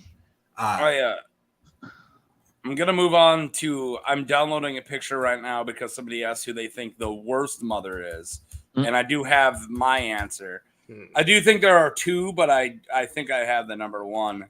But yeah, so I'm currently downloading that. But on it, I do want to state I do think Mrs. Seaworth is probably the best mother. Only because I'm gonna go with Davos's recommendation there. Yeah. I mean, that's why people like Stannis, is because we see Stannis through Davos's eyes, and Davos loves him some Stannis, so we might as well give his wife the benefit of that. When you see him through other people's eyes, like Jon, not so much, but like Theon's sample chapter, Stannis comes off as a madman, like a psycho, evil guy. And Stannis also did save Jon's life too, so there's that by and like is also totally siding with him in his political. We give a lot of love for Stannis for going north. He didn't need to do that. That was a good. It was really cool, but also Davos's idea. Yes. Yeah. Although part of the Stannis thing is like actions versus words, because if like you're going off of what somebody says instead of what they do, then you would think Peter Baelish is the coolest guy ever. He's always doing the right thing for the realm. And then you look at what he does, and it's like, no, this guy is like one step away from a terrorist functionally, and like is actively like, I don't care how many people have to die to get my political aims. My political aims are like banging the teenage daughter of a person I had a crush on. Sorry, let me just clip that out. $300. That's going to come in an attack ad someday. And I'd be like, look, Game of Thrones on my shirt. Look, you give me $300, or I'm sending that to the next politician you work for. All right, worst mother, Selyse Florent, Stannis' wife. That maybe not, but close. Come on, I think she's pretty bad. My mom never wanted to burn me alive. Well, all right, we don't know. That's the one thing. We don't know if she's going to end up being the catalyst for that. But she absolutely, I don't think we have even a scene where she gives a crap about her daughter in any way. I don't think we've kind of like learned. Just obsessed with the fact that she didn't have a son, right? Isn't that kind of the thing? She's just like, oh, that stupid girl, who cares about her? Like that's kind of her vibe towards Shireen. Which, I would say that's a pretty solid case for worst mother. I'm trying to think. I'm trying to think of like even George has got a lot of the terrible dads, but not like a huge. How mad would you be if you were Stannis and you're like, hey, I really need a male heir. Like, I don't want to be that guy, but in the society we are, if I have a female heir, it's gonna start a war. Justin Matthews. We don't really see Stannis being that shitty about it, though. No. I'm just stating here. Wait for it. Like if you were like, hey, I love Sleece, but I love Shireen, but I really would love a male heir, and Davos was like, yeah, I got 7. He's like, you want to borrow one? I'll give you Davin. Name him as your heir. I don't give a crap. Davos just like randomly gets a bit of knowledge about how that whole process works scientifically. He's like, it is the male that determines the gender of the child, Stannis, and I've got 7. So does it make you feel better that I'm flexing on you? I named one of them wrong. Stannis just to flex on you, bro. I have so many. I got one of you. But you're right that Celise is just like super cold and uncaring as a mom, which is like when I'm not saying that you can't be like distant, you have to be like warm and super loving, but man, imagine being the cold, uncaring parent when the other parent is Stannis fucking Baratheon. Yeah, that's the person who's like, who is your father figure? The Maester and the Smuggler are like my father figures, because my dad, the king, and my mom, the queen, are too busy obsessing over the same hot elderly woman that I can't get any love over here. Between Crescent and Davos, who's the mom and who's the dad? Yep. Crescent's probably got to be the mom of the two. Davos is the dad. If you have to choose one. Yeah, because I wanted to answer Nick Grimes in the chat. Stannis didn't ally with the Martells during the war because he didn't feel like he was obligated. Like, he sucks at the understanding of at first the politics of where he is versus where they should have been loyal to him automatically, of course. Yeah, no, exactly. Yeah, why should I treat with them? I was just gonna say that, and also I don't only even treats with Renly because he's his brother. Yeah. He's even offered ally with Robb Stark, a clearly good option, and he's just like, why would I do that? He means to steal part of my kingdom from me. Yeah, no, he's rebelling against the crown, which is mine, and he's like, when I'm done squashing this king, I'm gonna go and squash your brother. Like, he says that. Yeah. No, he's a rebel. He's open rebellion too. Yeah, just like me, Liza Tully. Ooh, she's up there on the bad moms list. Bad mom. Yeah. Yeah, I don't know, man. Research is saying more and more that you should breastfeed your kids until they're 9. I knew you were going straight there. I knew you were going straight to the manner. There's starting. It's the only good mother thing about her. Okay. Where else am I going to go? Yeah. To say something positive. Early in the pandemic, on the Free Folk subreddit, somebody posted a picture of her and said, "This woman had anti-vax vibes before the pandemic." So correct. So correct. Yeah. Oh man. Oh my god. Yeah. No. Yeah. Absolutely. That nails it. That's pretty good. Yeah. Although, her one child so far hasn't died, so there's some points for something at least. But that do we think Robert is a Robin Aaron is a survived abortion? Seriously. I think that old moon tea, is that what you're asking? I don't know. That's definitely a theory. Did he fight off the moon tea? It could be lost, but he got nicked. Well, it could be a situation of she's been messed up ever since the moon tea in the first time, and it I'm just holy shit. Just trying to watch this guys. What are you doing to me? It's the Family Guy joke. There being a moon tea thing in play there, or whether it's just straight up not John Aaron's kid. It's straight up is Peter Baelish's, which makes it so cool that Peter Baelish. Yeah, and the moon tea could have pushed off and made the pregnancy take longer, so that everything matched up calendar wise. He tried, but it didn't take. I'm trying to remember how exactly it's phrased in Family Guy, but there's definitely a point where Lois is like, no, just drink a bunch of alcohol. Just don't quit halfway through. That's how you end up with Chris. Yeah. Oh my God. So like, we tried, but we didn't have the money. We drank a half a moon tea, and then we were like, no, actually, I'm going to keep it. And that's how you end up with Rob and Aaron. It's like the moon tea flavored LaCroix. So John picks up the moon wrong tea vape. The maester the maester sets out 2 glasses, and one's like moon tea for Liza, and the other's like cranberry juice to help him pee or something because he's old. And then he slams the moon tea, and he's like, "Oh!" He's out on the golf course. He's making like an Arnold Palmer with like lemonade and moon tea. Yeah. The maester brings in 2 things, and he's just like, all right, one of these vials has moon tea in it. One of them's completely fine. She does the I cannot choose the glass in front of me thing. I also cannot choose the glass in front of you. And then the maester turns to the camera. He's like, I put moon tea in both. It was only half a dose.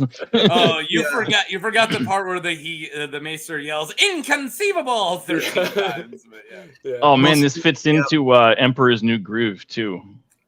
Oh yeah! Thank God. Yeah, I'm glad. Don't drink the fruit.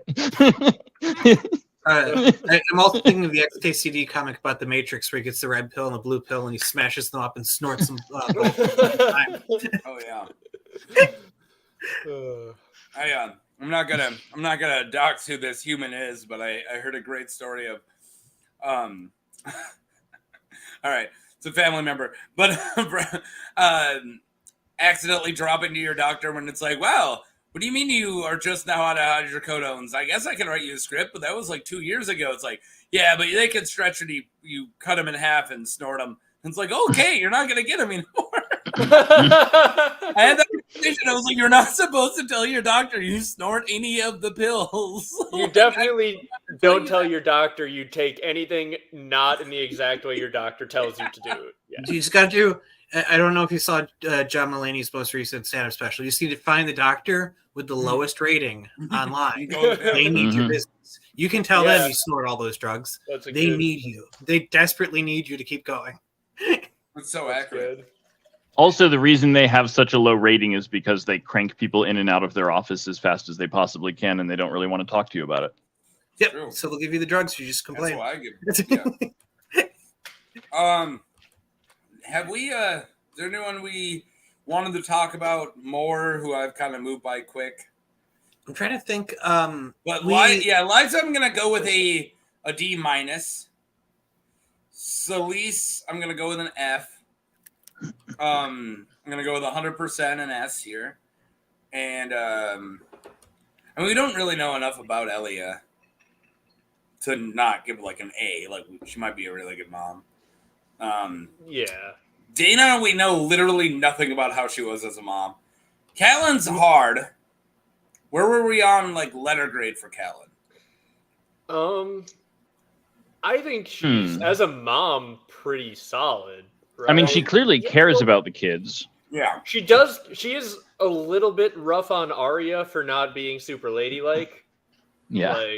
But she like clearly loves all of the kids. Yeah, I mean, as far as she's concerned too, like that's the only way to guarantee her future is to make her into a lady. It's for the best in Catelyn's mind. She's trying to help. Firecat, is this C for cat? I mean, not C for the not representing the word cat. C to grade Catelyn. Sorry. I teach my kid the alphabet too much that I said C for cat. I was like, no, that's not what we're trying to do. Yeah. I'm at the age with my daughter where she just holds up random stuff and asks me the letter that the word starts with. It just, this is a mouse. What's mouse start with? M. Okay. And then like 5 minutes later, it's like this book here. I'm like, B. Like all day, dude. That's good. I mean, yeah. I mean, you'd so rather have her wanting to learn that stuff than not. Yeah. It makes you feel smart. Being asked 1,000 questions a day that you know the answer to. You don't know what Squirtle starts with? Well, watch me blow your mind. Yeah. She also now declares everything's a Pokemon and then makes it fight something. Oh, that's a fun phase. Yeah. I had that in like middle school. No, just kidding. but you know. But Pokemon wasn't out. Sorry to interrupt. Right, go ahead. Go ahead. Talk about Asoiaf Fire. I wanted to like mentally run through the moms of all our point of view characters because we like get a look into their mind. Ned Stark doesn't have a freaking mom. Like Ned Stark does not yet.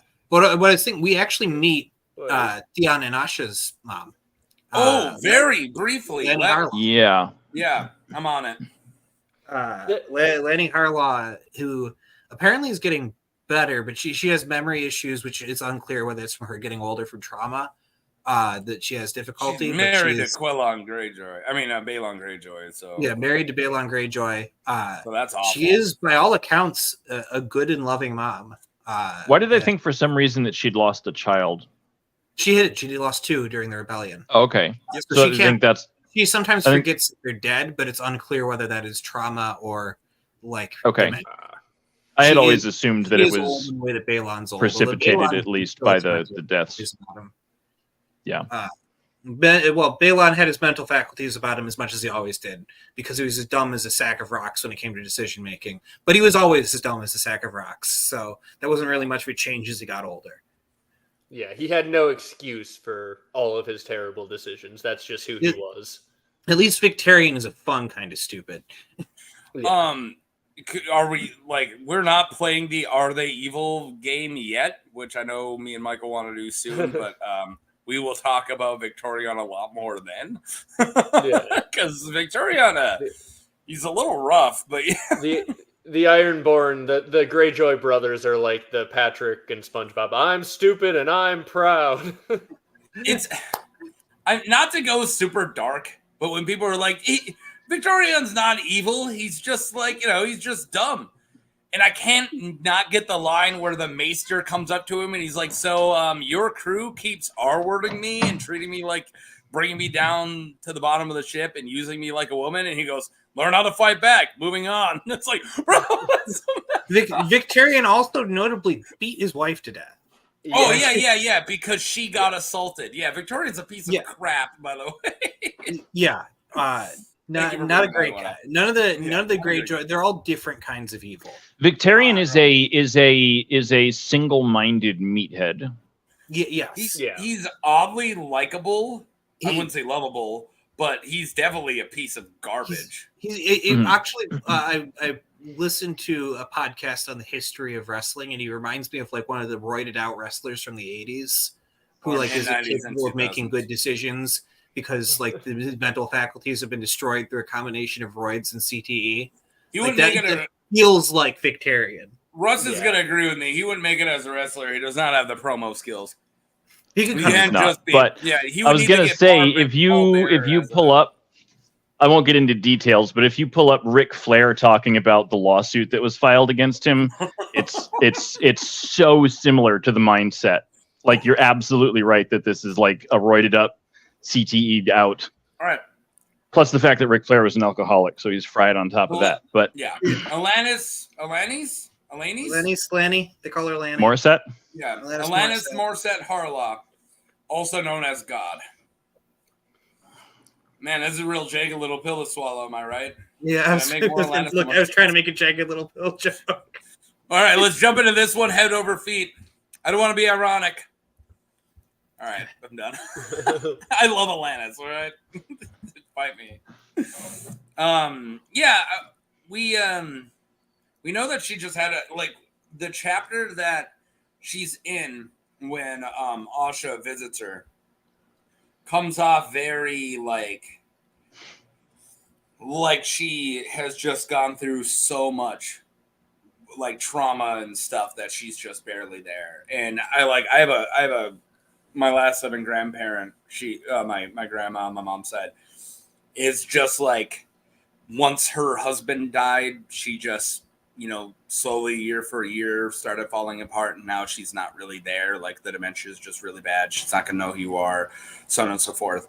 And my brain went right to that when I met. Not to get super personal and dark, but that's literally that chapter made me think of oh, this is a conversation with my grandma. when you make it this long in your life and you lose so much things that you love that you just like, why am I spending any time in reality land? I'm gonna live up here. Screw this. Like, yeah. That George is very good at doing that. At making you be like, oh, this is pretty freaking real right now, George. Where's the Krakens? Where are the dragons? Yeah. Yeah. Can you make it fun now, George? Yeah, right. Yeah. We haven't seen a zombie since the prologue of the first book. Can you bring one back? Yeah. It's also a bummer that we got 2 very necessary books about trauma, and we're really waiting on the book about the war with the undead that we got signed up for in the first chapter. Yeah. Like, I get why you need to go there, George. I was going to make this 3 books. Hear me out. But let's combine the 4th and 5th and just make it about pain and drama and the corpses being torn apart. And he has also said that the Winds of Winter is going to be the darkest book yet. And it's just like, okay, George, you better finish the series because I know there's going to be a more hopeful ending than like the most of the trauma that's going to come in the Winds of Winter and stuff. But like, if you don't finish this, it's just going to be like the world is terrible, everything is dark, and then the story doesn't freaking finish. Whereas like if he finishes, I do think it's going to be like bitter. He said it's bittersweet. So by definition, that's happier than like endless trauma getting darker and darker. Yeah. It's like, you got to get to the little bit of the sweet there, George. Like if you listen to him talk about like life in general, he doesn't believe the world's a crap sack that is getting worse. Right. He believes that like over time progress is like possible, but you have to fight for it and you have to go through pain and you have to learn lessons that sometimes are only learned through tragedy and like growing, which it would suck if he just again threw that out in the books and said, no, actually everything sucks and it's all terrible. That would be like a super downer. Which is why I don't think that'll happen. I agree. I don't think it will either. The only way it would happen is if he doesn't get to the part where it's like, oh, and all of this leads to a slightly better world in the end. Like it's like, well, yeah, you don't want to cut this one off partway through the story, George. You do want to get to the end there. You guys check out Random Internet Guy's video from today of the How's It All Gonna End video. I didn't see it today. I haven't been on YouTube today. I mean, shocking. It's good, but like, of course, it's good. Like, I don't think I don't really work with any of you guys who I don't like. I watch all your guys' stuff. Like, in Interested Nerd Club, it's a little hard because it's like, all right, I don't have a lot of time. I guess I could do an hour and 45% of it, or 45 minutes of it. Is you guys making jokes and staying not on topic, but sometimes it's worth it. We cut it off if it's more than 5 minutes of jokes now. The newest one, I cut it so there's only one joke in the beginning, and then we get right into it. It was a good joke. But he brought up the every other book, like every other story, Star Wars, Lord of the Rings, Harry Potter, it's always going to come to the battle of the good and evil at the end, but John literally has been spending the entire series being the dude who creates peace between somebody you can't make peace with, right? Like Wildling and so on and so forth. Like he's been the conciliator. Harry's come again the whole time, right? So why wouldn't he just try to make peace? And because I've now been listening to Michael talks about stuff so much that he doesn't sound crazy to me anymore. That's the weird looking guy in the corner, by the way, for you guys who don't know. You have now convinced me. You finally found a theory about what the others are that I enjoy, that I actually like. I'm not gonna blow smoke up your ass and say that I believe it, but it's finally one that's an actual explanation that's gray, because I don't think George would make, like, the whole point of it is everybody has a reason. The Lannisters aren't actually evil. Some of them are, but you know what I'm saying? Yeah. Why would he just make ice demons? Like, you don't make ice demons if that's what you're getting at. So the fact that there's something else going on, I'm like, all right, I've never had that, like, somebody actually give me a theory before, and you finally did. So going off of me being, let's just say, sympathetic to your theories, and then hearing his, like, it can't end with an ultimate battle. Right. I'm like, yeah, of course it can't. It has to end with a meeting, or like, yeah. Something And like that. That, like, a lot of the fandom has kind of like had that vague notion, but no one, like you said, has put details forward of like, oh well, like maybe they have to make peace with the others, and the closest like the general like hive mind of theories seems to have gotten is like, well, maybe there's like babies that we need to give to the others so that they can keep their species going, or maybe we need like genetics or like a marriage, but like there's not really like any like convincing details or anything like that that I had seen. And I do kind of like the whole like Weirwood shadows from like these bodies. Why thing are they always called shadows? Yeah, because like that gives a solution. That gives a thing that you can do that helps the others and also sort of like gets to a somewhat peaceful resolution, but it also destroys the old ways and like revolutionizes the culture, and like the world is going to be very different afterwards, and like all these things that like Jon and the Starks were raised with have to go away, but also like the world is better for it, and that feels George R. R. Martin-y to me. Yeah, that's very George R. R. Martin-y. The world is going to change, but we can make it for the better, and peace is possible. But you have to set aside the grudges of the past and focus on the better future we could have. That's how I would end the book. Existence is pain for Macy's. That's how I would. If I ever wrote this book, it would end with all the characters that have any type of idealism, like anyone who thinks they can fix things, they're all gonna die early, and the evil people with the power will stay in power. The end. But sorry, you should read Russian literature. You're gonna love it. It's just what do you think I'm getting this stuff? You think I don't know what Kafka-esque means? Come on, look at me. I got that tattooed somewhere. The last scene is just Walder Frey and Tywin dabbing on the corpses of all the Starks, and then George is like, it's bittersweet because all the sweet dance moves and all the bitterness surrounding them. It's bittersweet. What is the food I had? No, the last food description is like, and then Tywin and Walder sat down and ate a tart. It was bitter and sweet. And Rick Sanchez shows up and shares some Szechuan sauce with them, and then they all die. Yay! Oh, the next book just opens with Jon receiving a scroll, and he opens it, and it says, "Hello, Neo." Marwyn the mage finally makes it to Dany and then offers her one or two pills. Like, all right, which one, Dany? April says in chat, we look like the Brady Bunch opening with the four squares of people. The story of a lovely lady. And then along came their four weird uncles in the season that got canceled to judge all the moms.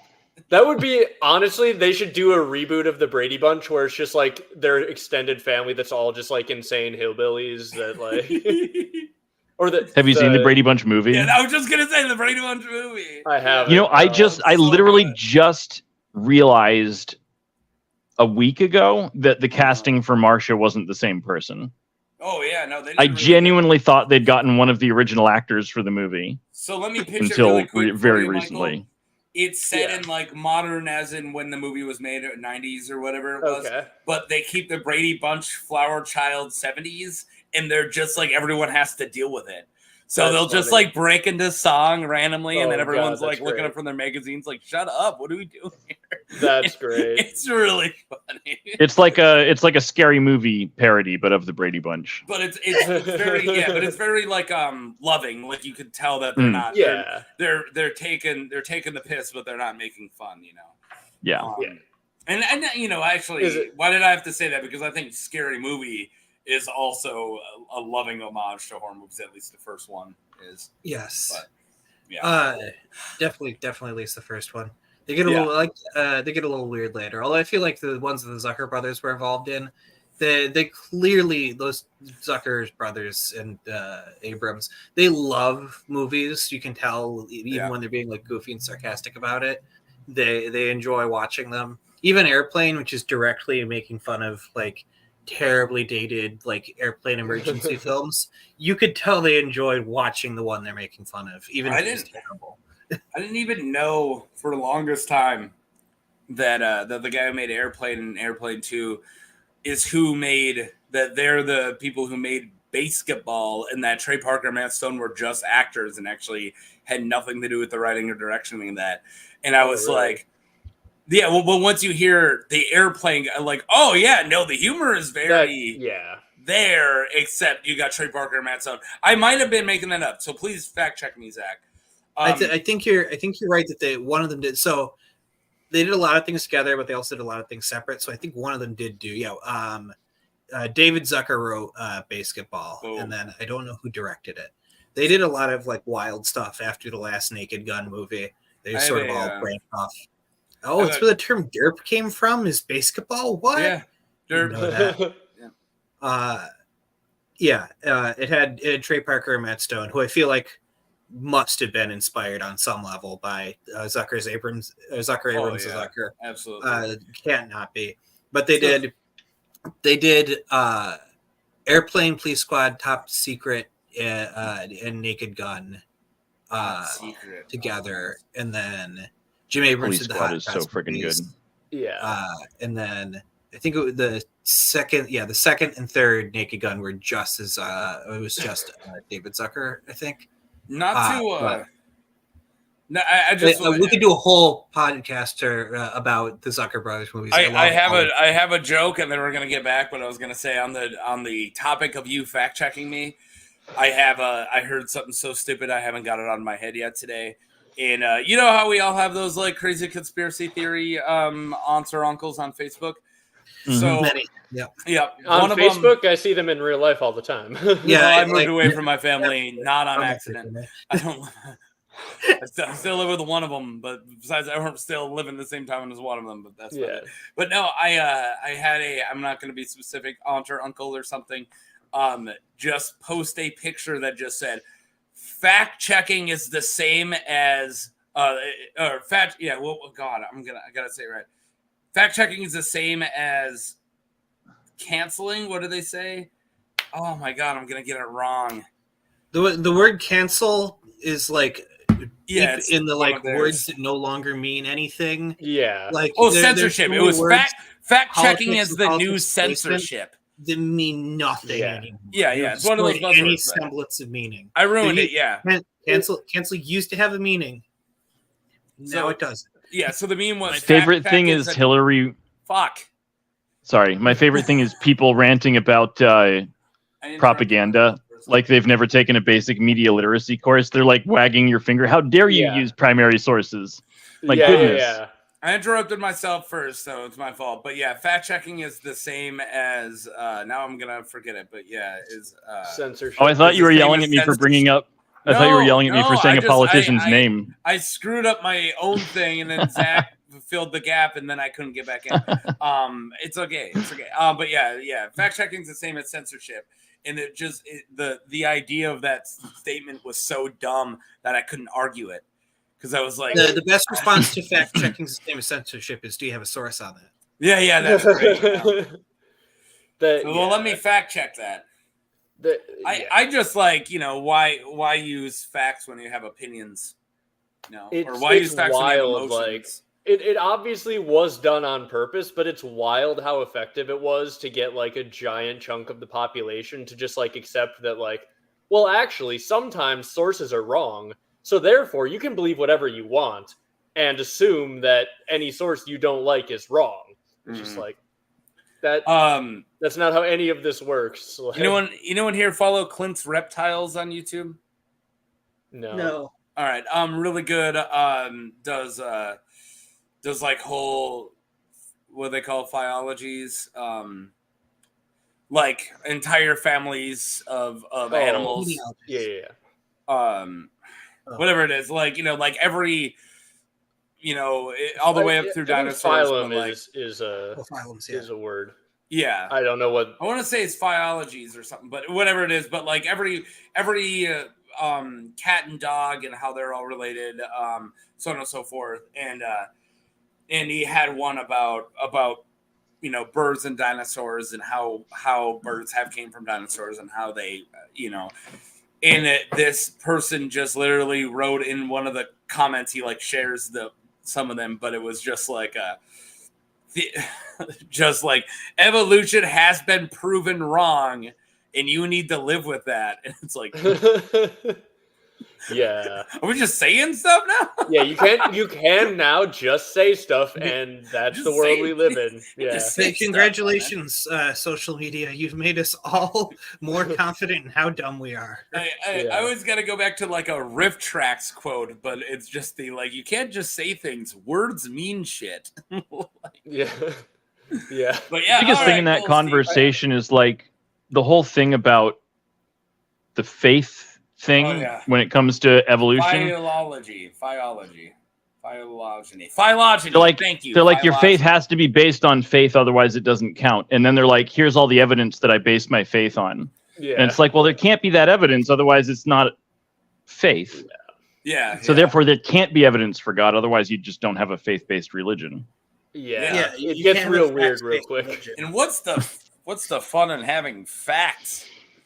Right. Do we have any more moms? I've been having one of them that we haven't shared, but that's fine. Before we completely go away from like the spoof of airplane style stuff tangent that we were on just a moment ago, I did want to bring up, because in my head I was thinking like, oh, how great would it be if someone did like in a Song of Ice and Fire type scary movie spoof of just like the dumbest possible medieval like thing. And then I remembered that happened. And it got canceled after one season when I was in middle school. And I was so sad because it was such a funny show. And I'm trying to remember if any of the jokes would hold up or if I was just a very dumb middle schooler and today it would all be like very problematic. But did anyone else watch Crod Mandoon and the Flaming Sword of Fire? No. It had a 1-season Comedy Central run, and Crod Mandoon was like the typical hero. Oh, dude, it definitely would get canceled. People will not like it today. I remember now. So Crod Mandoon is like the hero. He's like just the chosen stereotypical hero because he's muscular and has a flaming sword of fire. The girl in there has giant tits and is super hot. And like her intro scene is her doing like a sexual dance because it's like the night of the raccoon moon. And in her culture, that means she needs to sleep with like a ton of dudes or something. And that's Crod's ex-girlfriend who he's still in love with. Right, so like that's a big part of the plot. It's so good. I'm looking it up right now. The bad guy's name is Dongalore. Yes, Chancellor Dongalore is the bad guy. And then there's There's fucking Bruce, who is the gay sidekick, which I don't know, but based on the fact that it was when I was in middle school and he was gay, I'm probably going to assume that they handled that poorly by today's standards. But it was very funny to me. The whole show as like a whole was very funny to me at the time. Catmandu? Crod, Krod, Mandoon. Crod Mandoon. And the Flaming Sword of Fire. It had one season, which I found absolutely hilarious, and then it got canceled. And oh man, it was Crod Mandoon and the Flaming Sword. Yeah, Lolatov, I think, knows what I'm talking about in the chat. It was like phenomenal show for seventh or eighth grade. You guys ever watch Dave the Barbarian? Yeah, that was good too. Yeah. That was slightly more mainstream than Crod Mandoon, I think. Yeah. Oh yeah, 2009. So this is I was in college and I didn't have any type of way to watch TV live. I was in high school. Yeah, I was. This is not what I was watching in high school. Goodness. Goodness. I'm not gonna say it's better than what I was watching. Matt Lucas. He has like Kevin Hart. Dude, these are all like real. Yeah, John Rice Davies is in this. He plays a guy named Grimshank, which is a great name. It was a fucking great show. And I am very much risking really strongly recommending a show that's going to make very obvious that middle school Michael probably didn't have the best sense of humor. But at the time, I thought it was very funny. It might be fine. It might completely hold up. I don't know. I just haven't watched it in so long. according to what my coworkers have told HR, I don't have a good sense of humor anymore. So I still don't. Oh man. Oh man. I thought it was funny. It was, yeah. I'm trying to even just remember some of the jokes, but at this point I can't. It's been so the long. Ultimate Mommy Visenya. Oh, we could totally talk about Visenya. Yeah, we can get back to moms now. Now that I've told everyone here to go watch Crod Mandoon. Yeah, I mean we'll do a video stream about Crod Mandoon once we've all watched it. We'll do all the moms of Crod Mandoon after this. Yeah. I would definitely be down for a Does Crod Mandoon hold up stream at some point in the future. Zach, I do think it would be funny if we did a Wire video, but to not do to do a really dumb one, but just all right, man, I'm working on the most intensive research project of The Wire I could possibly do right now. So I'd love to immediately follow that up with a very dumb, requires no research and preparation, The Wire video. Yeah, we're gonna rate all the drug addicts. That's it. So Bubbles, the chick in the background in those 3 scenes. I do there's this bit I do often, especially at work, where I pretend that real drugs are fictional. So I'm like, man, if only the drugs from The Wire were real, that shit seemed awesome. Like, man, like that meth stuff they make in Breaking Bad, it's a good thing they've made that up. Oh my God. I'd be doing that all the time if that was real. Dude, the stuff from The Wire is gone now, man. Heroin? I gotta tell you, man, as a recovering junkie, I'm nostalgic for the fact that, like, even if I ever relapse, all I'm ever gonna get is fentanyl. Fentanyl was just becoming a thing because they do bring it up in The Wire of fentanyl became a thing. Like one of them just says it. Now with fentanyl, they don't cook them like that anymore. So I had one of those, those they did drugs in the 70s type people who you meet at work or whatever. Like we have an older guy, and we're just all making jokes about doing drugs. I don't know why, we're just who we are.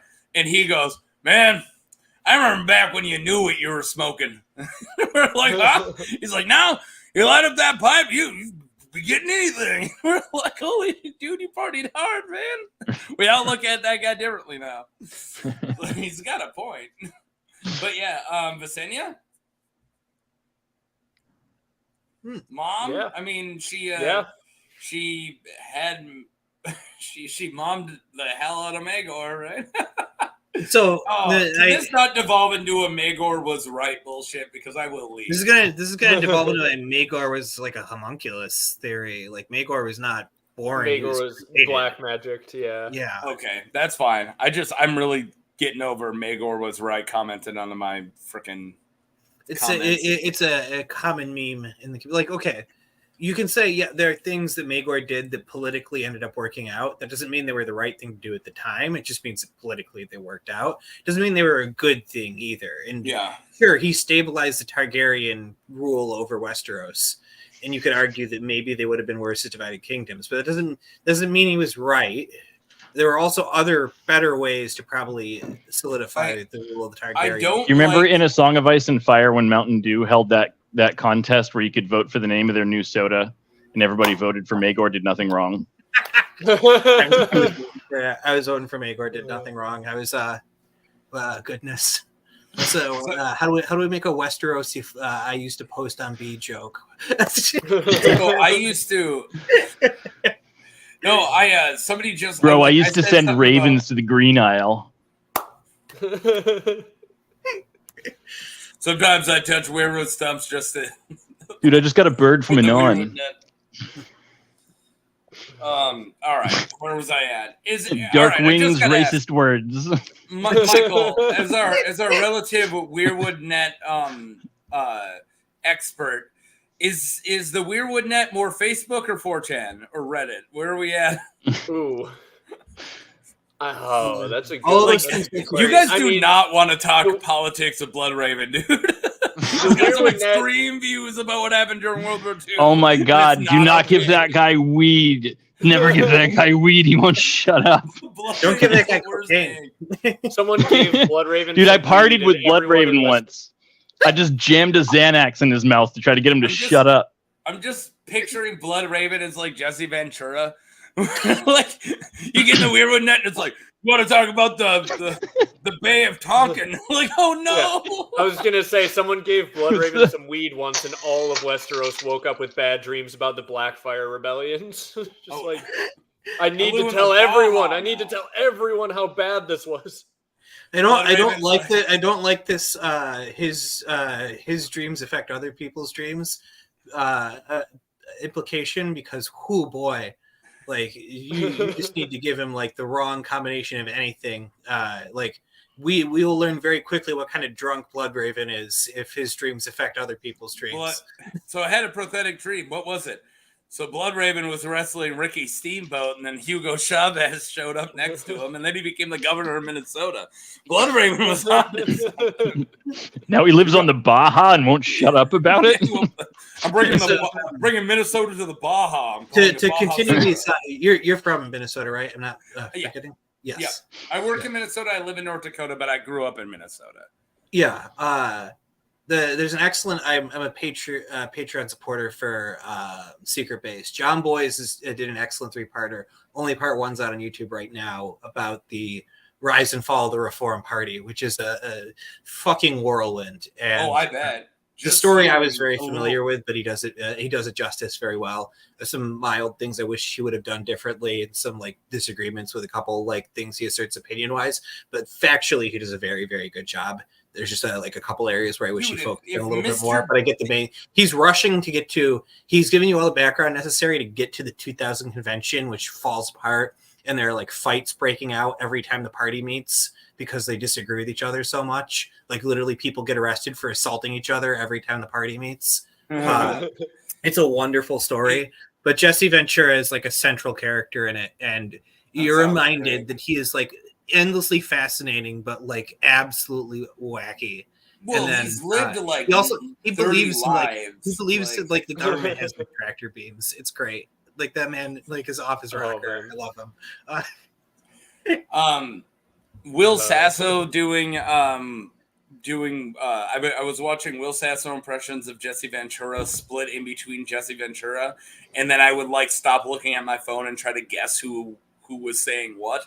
And it wasn't just because his voice is so the same, but because Jesse Ventura was saying such off-the-wall stuff, I couldn't tell if it was somebody parodying him or if it was just him. Because he would just say some crazy stuff. Like when a presidential candidate says, yeah, a worm ate part of my brain, vote for me anyway. And you're like, well, wait, is that a real quote? Or Well, the thing is that like doctors are like, it's very unlikely that this worm actually ate a part of his brain. What they were saying is some sort of parasitic thing that got in his bloodstream and just like died up there. So like he added the part that the worm ate part of his brain for no apparent reason because the doctor did not tell him that. No, it's because he has to keep that up because when he was getting divorced in civil court, he said that the parasite caused issues with his memory. And it's like one time when I had why he couldn't give his wife more alimony. It's like that time I had a stroke, but it only lasted 5 seconds when I was going through that red. That's it. I had a friend, an old friend, like he was an older man I used to work for him, who argued court. No, I had a stroke right before the red light, and it ended right after the red light. And I was like, "You think this is gonna work?" Yeah, you don't give them a reason to take away your ability to drive because you ran a red light. You're like, "Oh, you can't be trusted behind a wheel because of medical conditions." And all right, like, we didn't even meet up to talk about this. I'm not your lawyer. Yeah. All right. Anyways, they'll get you off the ticket, but you will lose your license. Like, medical episode of driving, they take that shit right away from you. It's like when you get not guilty by reason of insanity for something like stupid, like vandalism. Right. Not guilty by reason of insanity for littering, and you get sent to a mental hospital for 20 years. We're going right by a Stephen Wright joke, and I can't let that happen. I got a parking ticket, and I pleaded insanity. I said, Your Honor, no one in their right mind would park in the turning lane. Clearly, he's never been to Philadelphia. No, dude, I love it. If you could just whip out 80s like Stephen Wright jokes just throughout your day, it just makes everything better. But please, let's talk about a mom. All right. Mom it up. Did we cover Visenya? Where are we rating her? Awful mom. She turned Maegor into a monster. Great wife, I think. Actually, decent queen, at least. She wasn't even the best wife her husband had. No, she wasn't the best lover. I think she was a better wife, and I think she was a better queen. It was the top two. It was top two wives if my husband had two wives. I would beat up the other one, but I don't like hitting family.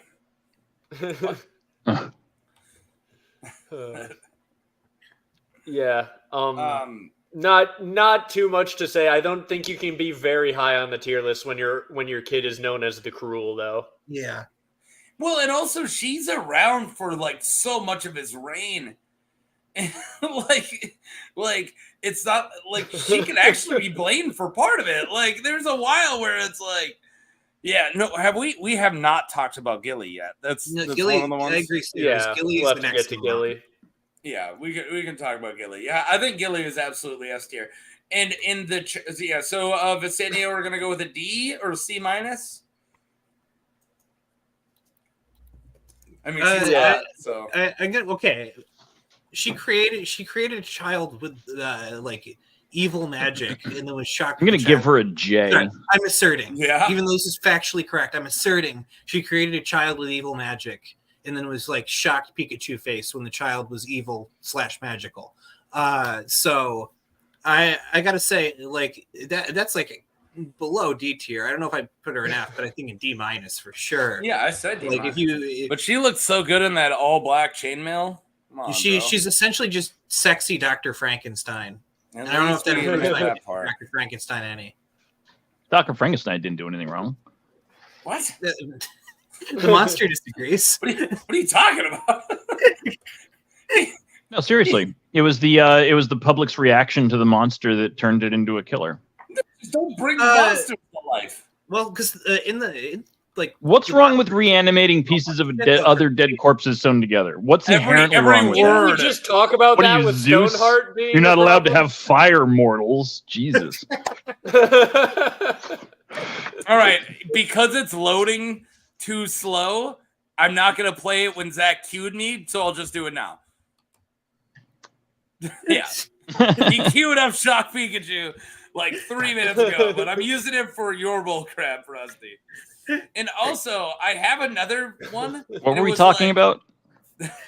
I got a we were video. talking about Maegor being created as a monster. Right, a homunculus. That's right. I got a clip that I literally I uploaded for the most specific case, and I don't know if it's gonna come up, but I really want it to. Like, it's just for one, if somebody, and I even tried to bait it earlier and it didn't work. But keep trying. Want you guys to know. Yeah, I'm gonna keep trying. So Gilly, have we not talked about Gilly? No, we haven't. Tier. Gilly? Phenomenal. Yeah, S tier. Yeah, absolutely. I think the chapters after she got her kid taken from her are some of the saddest chapters of the whole freaking book, dude. And Sam just doesn't know. And Sam's like, why is she crying? And everyone's like, you're a fucking idiot. What do you mean? Yeah. Eamon's like, dude, my eyes don't work and I can see what happened. Yeah. What's wrong with you? Yeah. That's go kiss her, idiot. But definite S tier for risking it all to get her baby south of the wall safely. Yeah, dude. She took her baby out of the arms of a zombie, walked a long ways, go through an unpassable wall, all hearing Sam talk about D&D or whatever. Hey, I want to be a wizard. Shut up, man. and dude, all I'm just saying, she does all that for dude, I don't even want to read a long book for my daughter at night. I'm just saying, when she's read this one, I'm like, I want to go to bed, man. I wouldn't do that. That's a long ways. Oh my god. Yeah. So you want me to walk how far in the snow exactly? Can we find an elk to ride? Be you better start practicing your White Walker language, honey, because I don't think we're gonna make it out. I think you're gonna be turned into one. I'm sorry, honey. Nah, she was tripping. I don't know what that's referring to. I just like that. I think it was to her being sad on the boat. Like, no. She was tripping. No, she was just tripping, crying. Crying too much. So everyone agrees on S? Yeah, S tier for I think of the mothers we see close up, she is the one who is doing the best so far. Granted, she's been put through like the worst. One very big ordeal, more so than like Kat, who has like to juggle 15 ordeals. We don't know how she handles that kind of pressure, but hopefully she never gets there. Hopefully. What about Ramsay Bolton's mother? Being Ramsay Snow's mother, I don't think that's her fault. I was going to bring... No. I feel very bad for her. I was going to bring her up. I don't know where she is on the tier as a mom. Bruce describes her as plain, though, so for the hot moms tier list, I don't know, is she like a C? I don't know. I brought up Celise Florence. I wouldn't say this is hot mom. No. Celise is bottom tier for that tier list as well. She's bottom tier for everything. Hey, should we rate all these wait a minute women on how they are as moms and then do a smash or pass? Man, correct. I just thought about this.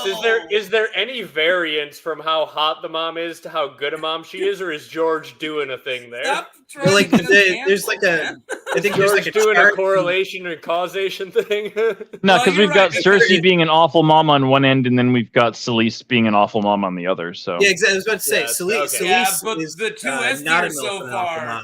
Maybe the more neutral you are, like Mrs. Seaworth. Yeah, and literally, yeah. The only two things we know is best mom in chubby saggy boobs. Like that's all.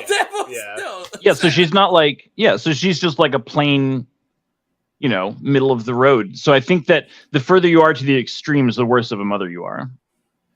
Yeah, maybe. Based on the available evidence. Or maybe your appearance has nothing to do with how you are as a mom, and it's all. That's not possible. Yeah. Well, that can't be possible. There has to be it's gotta be.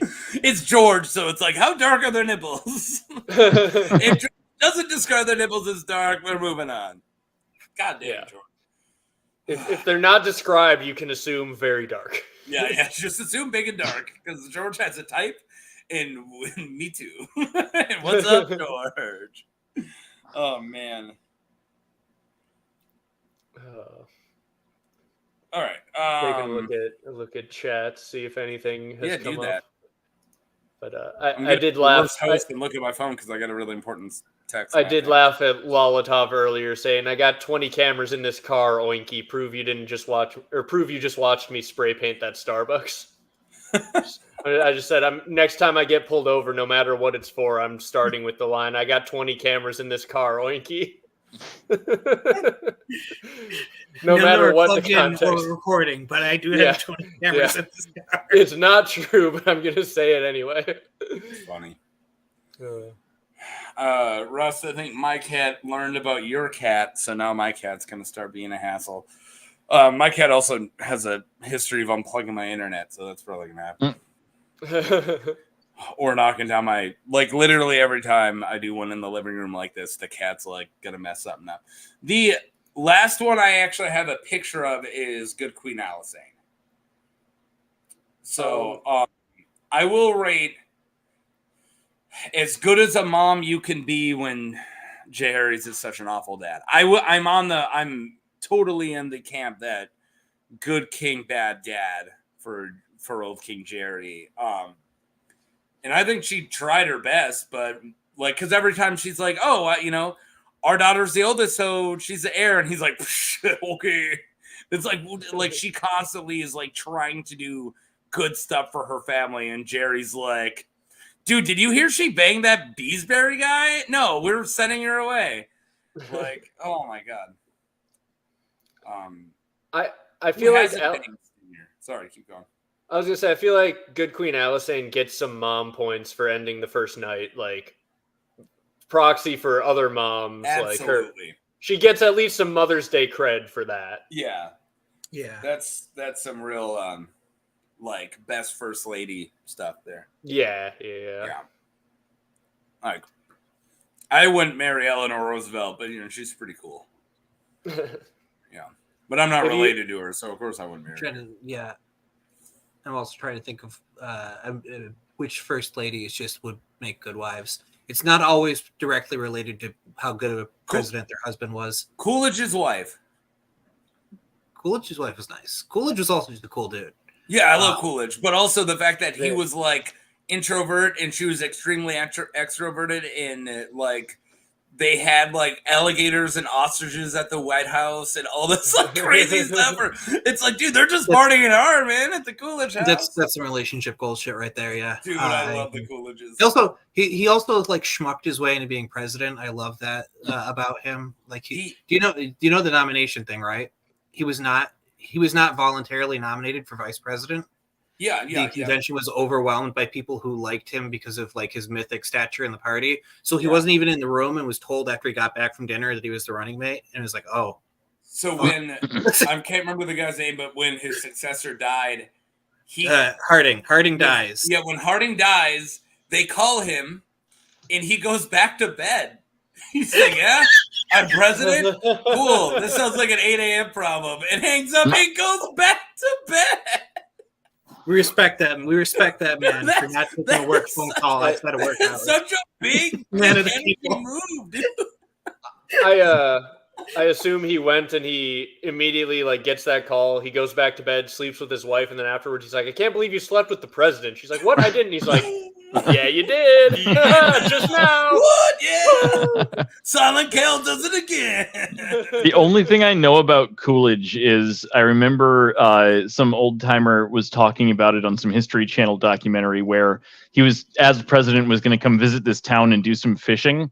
So they found an old man in town with the biggest nose they could find, and set him at the best fishing hole so that the fish would get used to seeing that silhouette, so that Coolidge wouldn't scare the fish away when he was there. I love the like terrible understanding of how fish work compared, like paired with the hilarity of like making fun of his nose size. Yeah, like, that's great. Zach's gonna know this story, but it's like then we're done with Calvin Coolidge. God, I love my streams. You guys gotta love this shit, man. So we're gonna talk about Asoiaf and Fire Moms and our favorite obscure presidents. I haven't even said a word about Allison yet, and have so many opinions. But continue with the Coolidge. So so Coolidge did it wasn't the convention a lot of people say it is, but it was like the convention before the convention for after, so he gets the rest of Harding's term and then a full term of his own. And of course he was going to be nominated for his, second and a half, right? Because it wouldn't be against the rules for him to run again. So it wasn't even a problem yet. Yeah. I think you get 10 years total. Well, I don't know if it was, this would have been pre-FDR, so he could have done whatever he wanted. Oh, right. He was good to run for as long as he wanted. He could run as long as, So he goes to like where all of the biggest people there, right? Like the people who run the party, and he doesn't talk to anybody. And he just goes and hands out strips of paper. And everyone's like, hey, what? And he's like, And it's like, hey, you gonna stop right there and just hands the paper and just walks away. And the paper just says, I am not going to run for president this year. Thank you. So he just handed that out to everybody. It's like, oh, it's so baller. Leave me alone. He knew when he was done, and he knew that if he made it a conversation, people would try and persuade him. I'm not going to talk. He could have just handed him a slip that said fuck off, but he was too polite for it. Yeah, but he's too polite. Yeah. I'm not going to run for president. How are you? Leave me alone.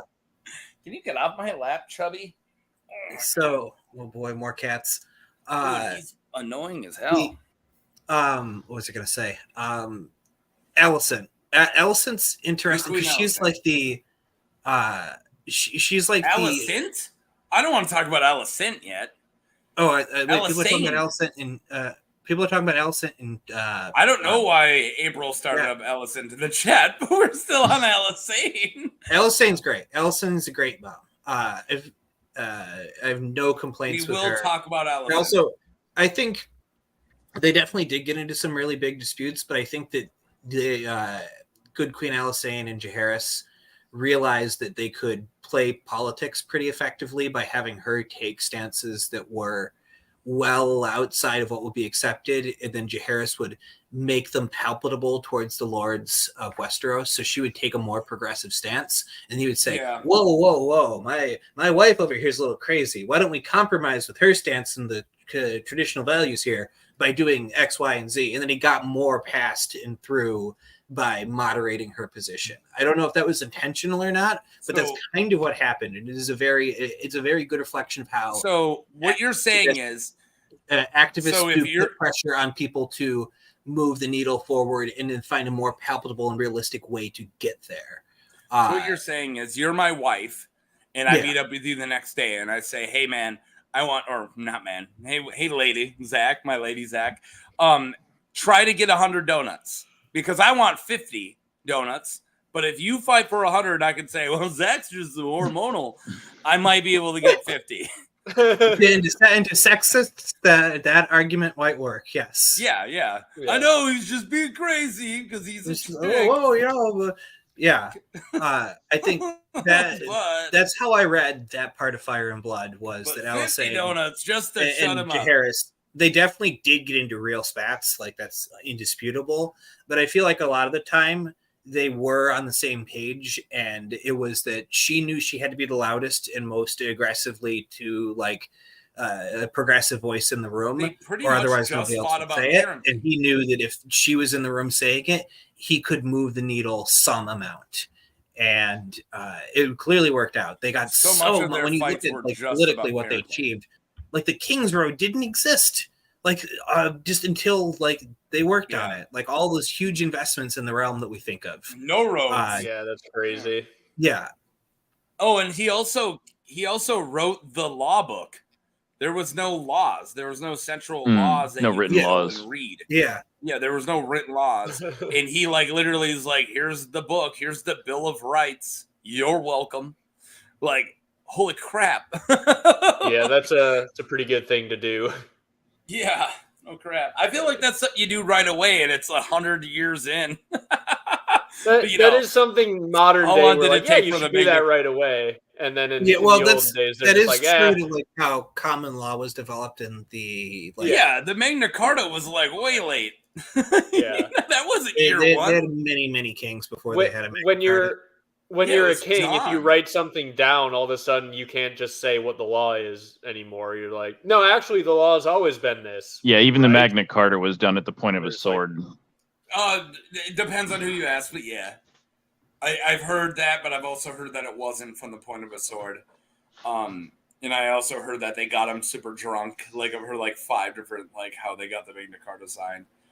But anyways, Alicent there in the middle, the non-Targaryen. So we can talk about Alicent if you want. And, I think my bit on Alicent. Sorry for like jumping right back in. Do it. She's the epitome of like the toxic negative version of being a good supportive mom, because she is a good supportive mom to a child who's doing horrible, terrible things, and she needs to be the one to step in and stop him, and she won't be. And like I think especially when we get to the next season of the Pretty Good Dragon show, we're going to see him not only be a horrible like abusive bastard to women as he is already depicted. I think we're going to see him making like fascist level, like cracking down on dissidents, like full on. If you're, not with us, you're with the enemy. We're arresting you, like sort of power plays. And she's going to be like, hey, he's my son. I got to support him. What am I supposed to do? I'm only his mom. And like letting him get away with actually murder at a certain point. That was always my read on her. So even just going with being a mom, so we'll cut out the putting somebody into power who is, everyone knows, like how he's awful. Like, like we'll take that out of here because that's what we kind of defer Cersei. It's like it's not her fault. Joffrey was awful. Probably might have been whatever, but like let's just take that out. Not only did she push for Aegon II, he didn't want to. You're forcing your son into the most dangerous job when you know they're not cut out for it, what are you thinking? Like you're not only destroying the entire realm, but you're ruining your son's life, and he's probably going to be killed soon or something very similar. You're a bad mom. I'm sorry. Yeah. Alicent's a bad mom. That's all I got. Yeah. Oh, there goes Rusty. That is, I know you were wondering why didn't he say bye, but he did. It was I saw right after he left, though. He always Irish goodbyes.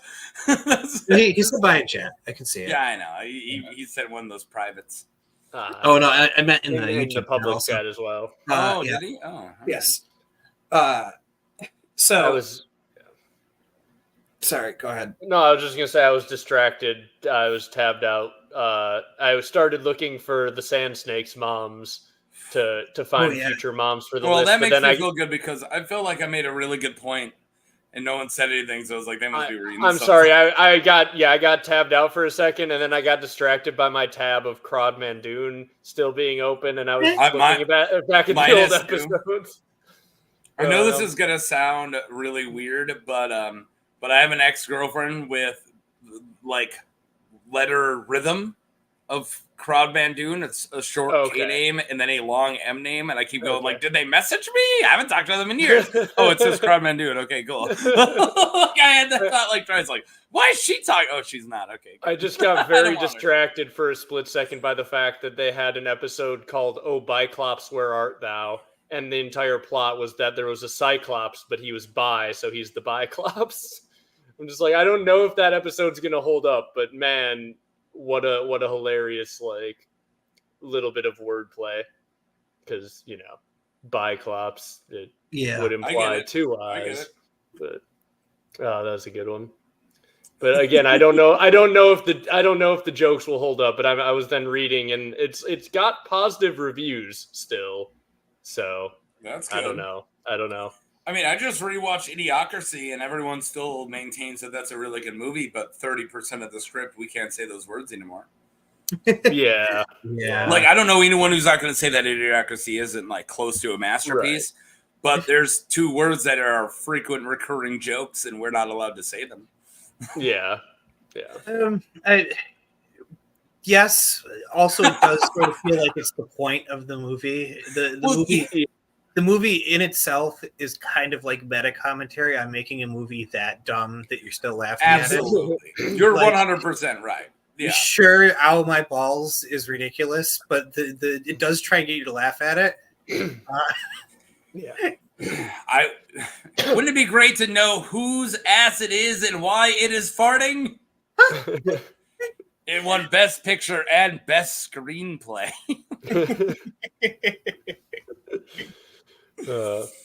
I hate that people don't know when I'm quoting Idiocracy because I just look insane.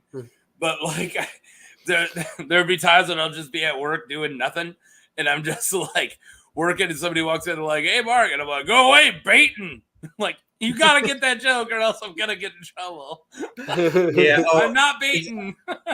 I do that with lines from The Big Lebowski often. If you have not seen The Big Lebowski, like the bunkers, whenever somebody talks about like any like obscure like not safe for work thing on the internet, I bust out the old "I still jerk off manually" line. And it does not, if you've not watched The Big Lebowski, it does not sound like a joke. If there's anyone who wanders into a conversation, I'm not a big fan of them. I always go like, "You're just a child, Donnie, wandering into a conversation. Stay in your element."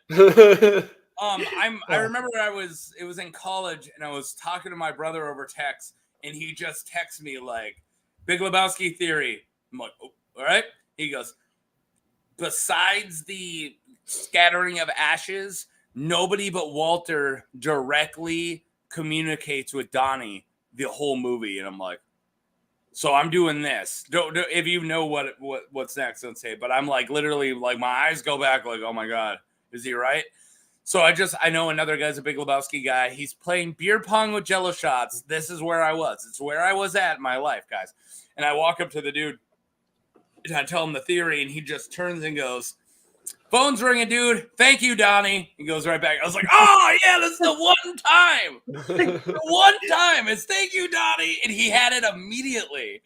Like, holy crap. Oh, so that's great. I texted to my brother, like, phone's ringing, dude. Thank you, Donnie. He goes, oh. And I was like, yeah.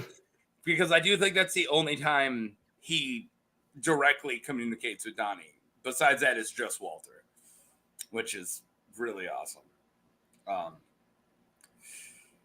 Anyways, your kids are now in the custody of Carl's Jr.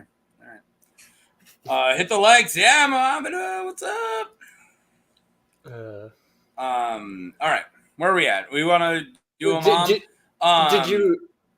we? I was gonna say, did you want to make Allison because like D, right? Yeah. Oh. Yeah, coolest mom move was trying to take some other kid's eye because yours lost an eye, and that's not very cool. I wouldn't do that. Yeah, it's not a very cool. It's another example of her like being a bad person, attempting to be a good mother for her children, in the way of being a generally good person. Yeah, like I understand that your kid is rightfully very, very, very upset, but you're not going to make it up to him with an eye for an eye. Literally, an eye for an eye makes the whole world blind. Yeah. Removed, or if you're writing a book or a story or telling a story, it almost sounds right in paper.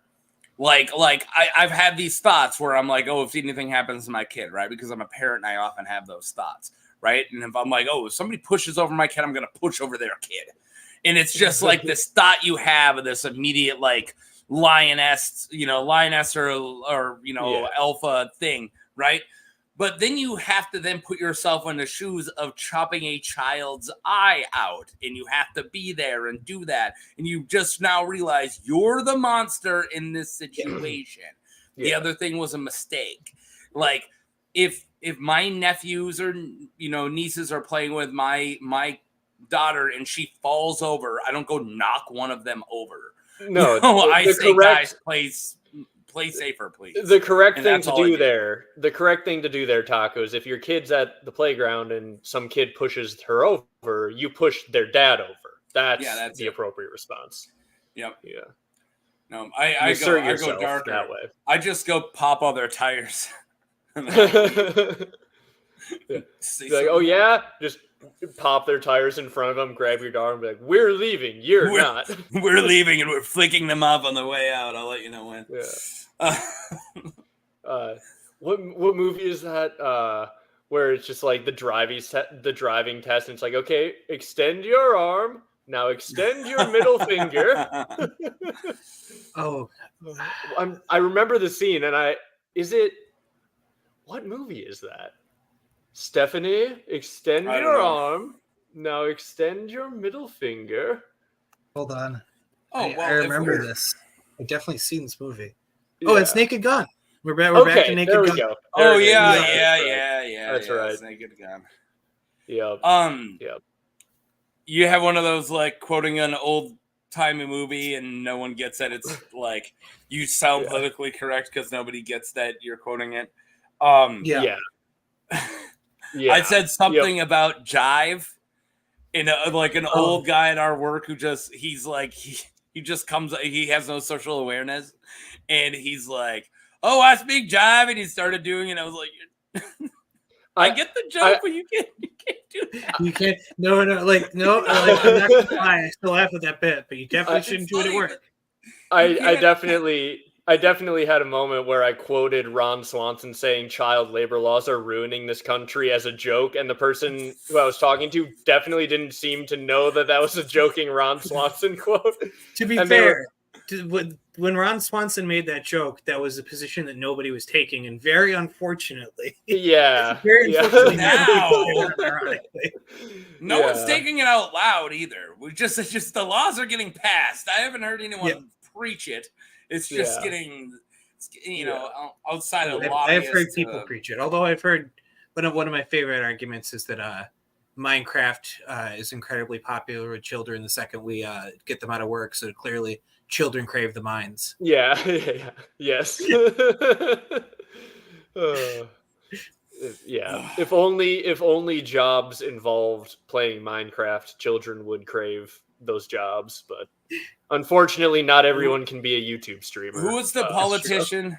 Who was the politician who? It was either during if I get it right, Zach's gonna know it. But it was the person. It was either during World War II, but I think it was Vietnam. But like people were complaining about an entire generation being drafted away. So this guy's somebody came up with the idea of lowering the draft age to 16 to get more soldiers. I'm trying to remember who it was, but there was some politician who's like, "Well, I'll just draft them earlier." It's like, what do you? Not the point we were getting at. Yeah.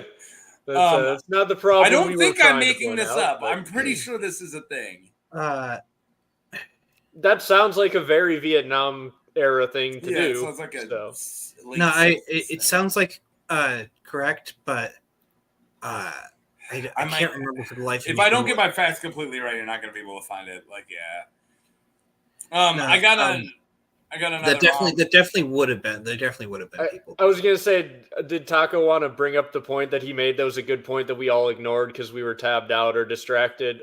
Yes, and then we move on to the next mom. Or do you not remember? What it was? No, I remember it. Okay. The point was not only was pushing Aegon II as king bad for the realm, but he didn't want to do it, and it is the most dangerous job in the world. Yeah, so you're pushing your unqualified, unwilling son into the most dangerous job in the world. You are an awful mother because you want to do your power. Like, special boy gets to be king. Yeah. In that is insane. F tier mom move. Yeah, that is absolutely an F tier mom move. If he was good, if it was like, no, I really want Jon Snow to be king, and I know nobody else wants it, but I know he's going to be really good at it. Even if he doesn't want it, that's a different story. But like, he doesn't want it. He's going to be bad at it, and it belongs to somebody else. Yeah. All right. Just to keep my greens and blacks, even if we're gonna do Alicent, let's do Rhaenyra. So I think better mom than Alicent's, but I don't know. She definitely makes mistakes. Not great, but using your sons as envoys wartime was a bad move. Yeah, that was a bad move. Bad move. Is it in the books? Do we know if they like volunteered in the same way she did when she's like, as a child, she was like, I have a dragon, let me fly there, and then did it, was successful, and then her kids are like, we have dragons, let us do it. And she's like, you know what? Yeah, let's trust my kids. Like that makes it better, but also that one died, so it's not great. Yeah, she's that her fault? Sending Jace is one thing. Like Jacaerys is what, 17? He's like close, in messed up A Song of Ice and Fire world.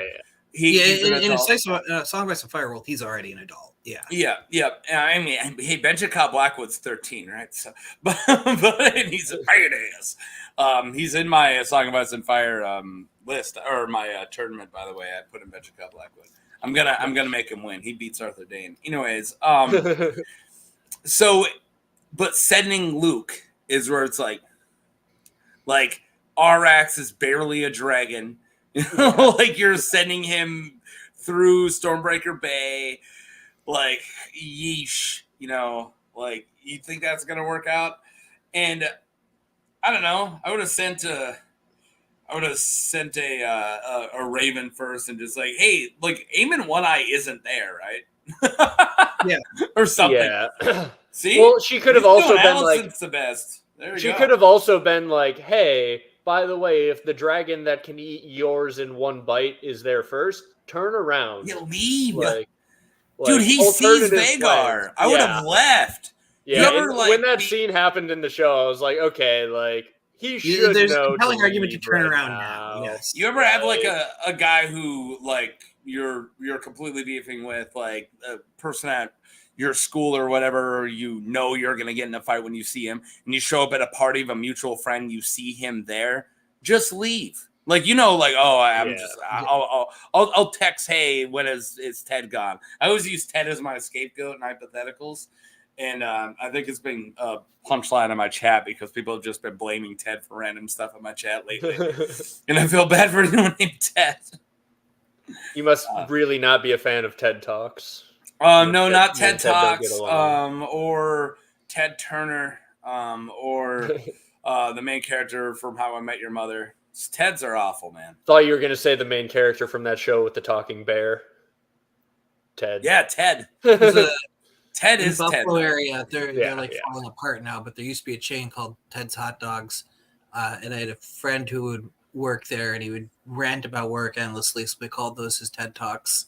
Oh, man. So, Rhaenyra, what, like, B or C? Yeah, like... I mean, half of her kids die, so, we were holding that against Cersei earlier.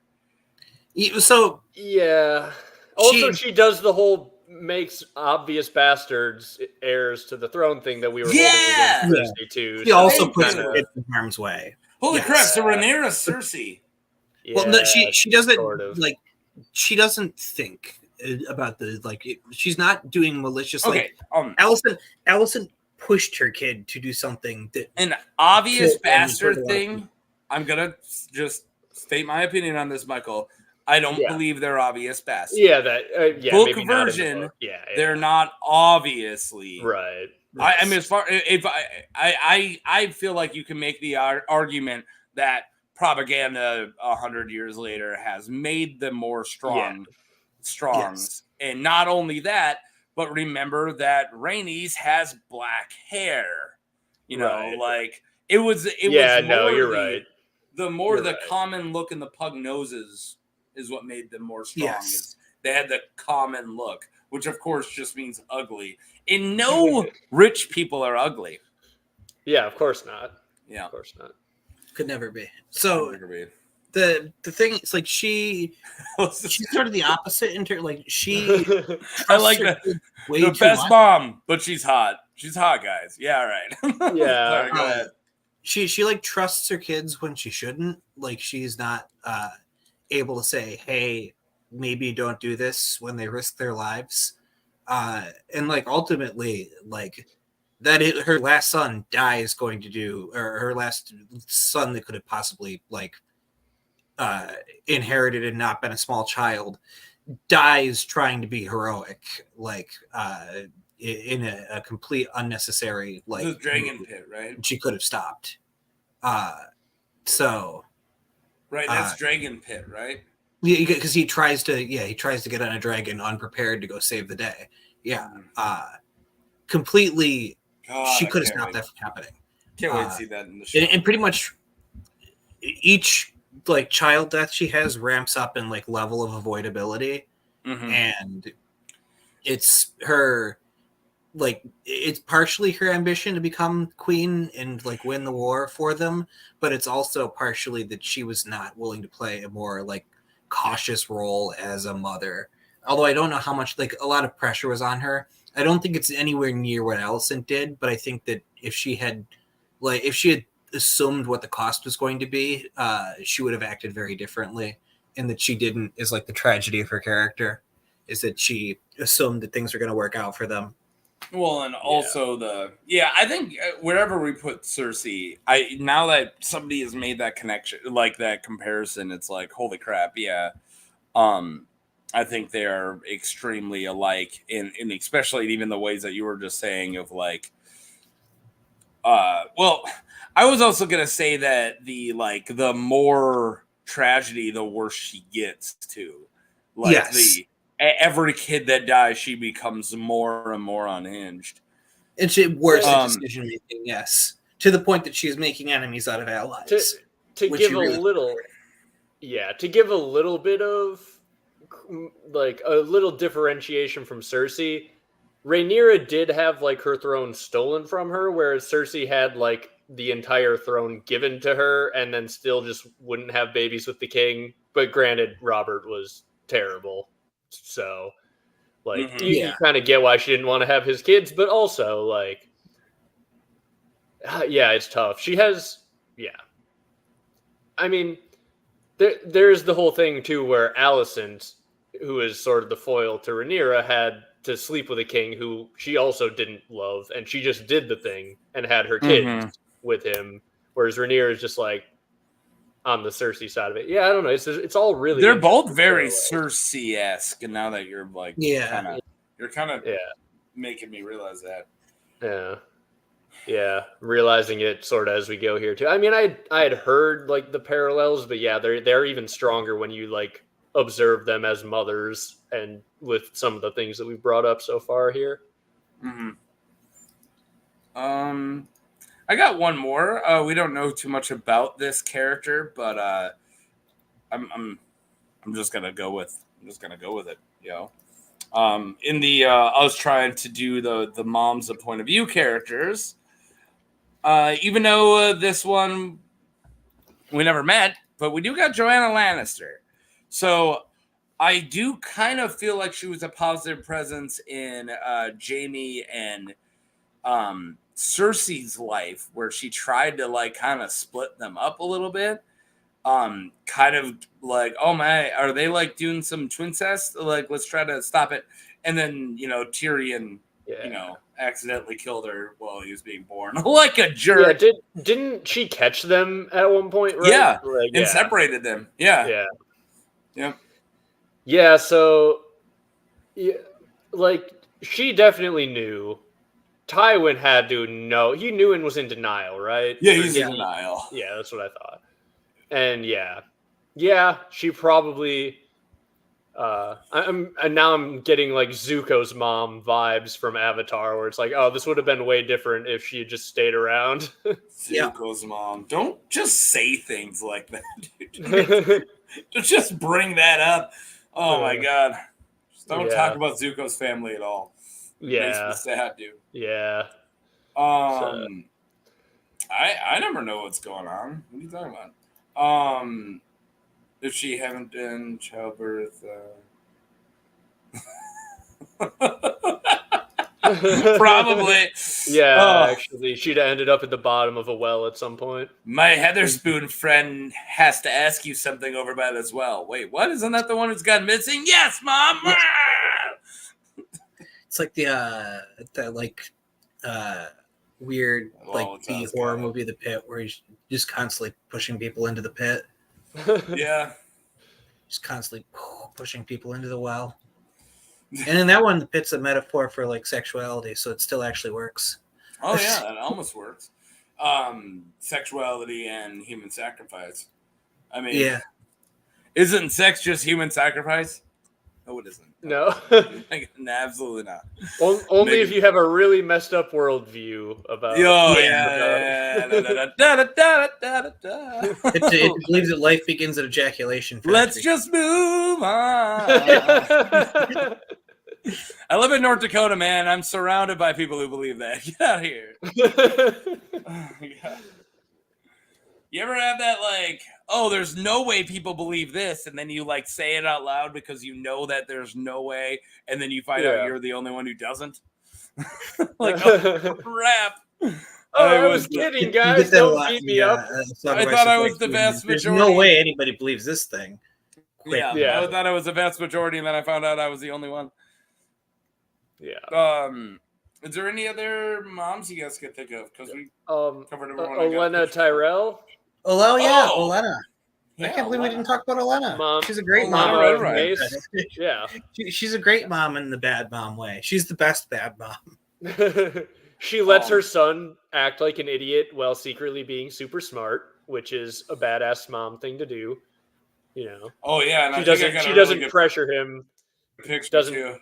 Doesn't pressure him to like show off his brains. She lets him play the oaf. Yes. I think I got a picture with right and left. So, because when in doubt, use the picture of Olenna when there's left and right with him. No, do I not? Is it under right and left? It is. Perfect. The other Eric and Arix, also known as right and left, but I got Olenna in the middle. Nice. Yeah, I've contemplated doing a video of like a short where I talk about that. No. It's gonna be a poll. I've contemplated doing a poll like, who's your favorite one? And it's right, and then have in parentheses or left, and then left, and then in parentheses or right, and then have a picture. And it's like, because Olenna doesn't even know who they are. She'll call. It says like Auric, also known as right, and sometimes left, because it's just whichever word she uses. Yeah. Oh my god. And they're giant ginger twins, which ginger twins are one of the scariest known phenomenon in the world. I'm just saying. If you ever watch a horror movie and it starts off with ginger twins, like it's going to be a good movie. Yeah. Oh no. Yeah. Olenna.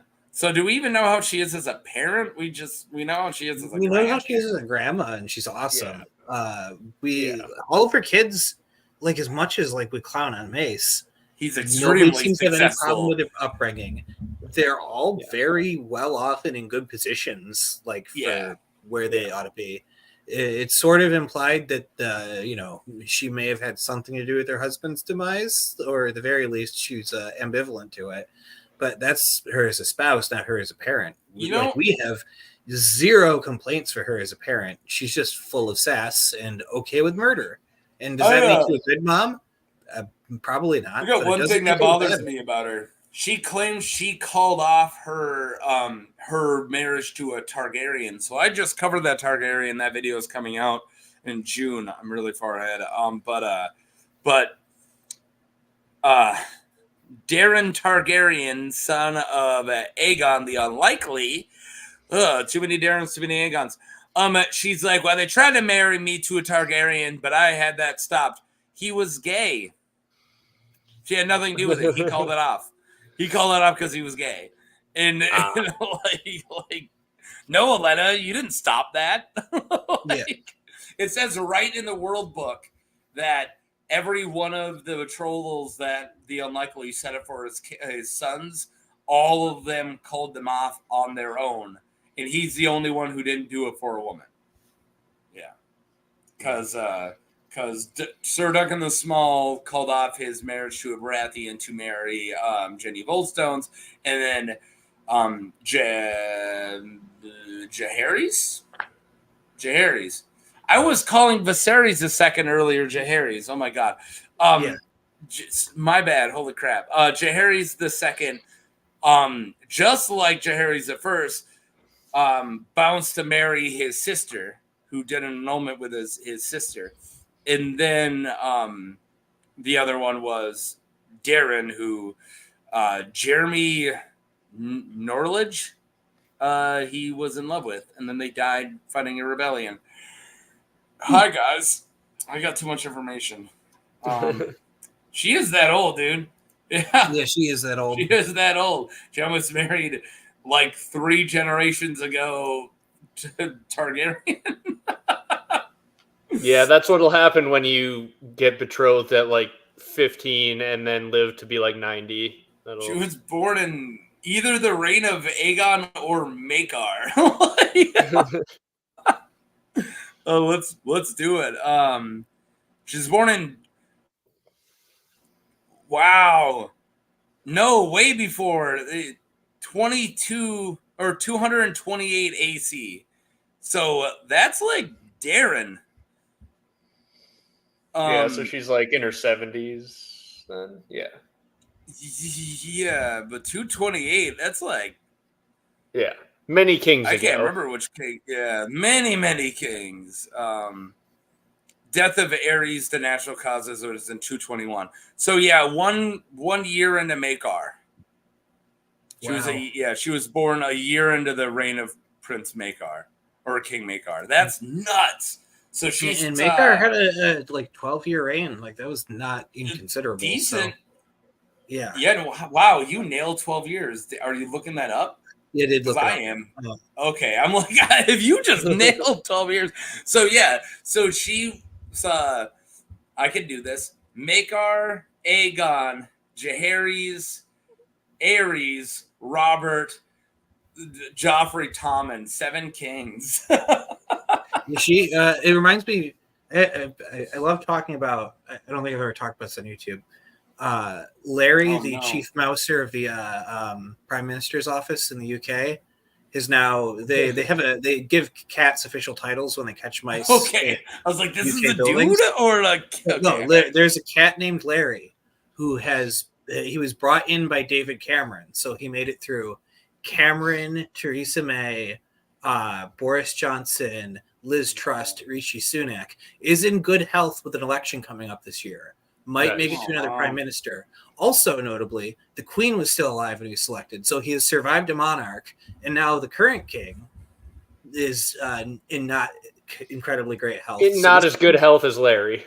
Yes. This cat, who is old and could, just croak because old cats do that, but this cat has a chance to make it at least one more prime minister, maybe one more monarch. And I ran the math on this. I kind of want to do a side-by-side comparison. More than half of the people currently in the House of Commons have been in government for less time than Larry. So he is one of the most tenured politicians in all of the United Kingdom. So this is like... So Olenna should adopt this cat, is what I'm saying. This is like the movie The Butler, but a cat. Yeah. Somebody in the UK make that movie. A movie about Larry where he is causing all of the governmental crises, right? Like Larry caused Brexit. Yeah, I'm just gonna say. Larry's like pushing a pillow onto like the Queen. Yeah. We can't talk about that.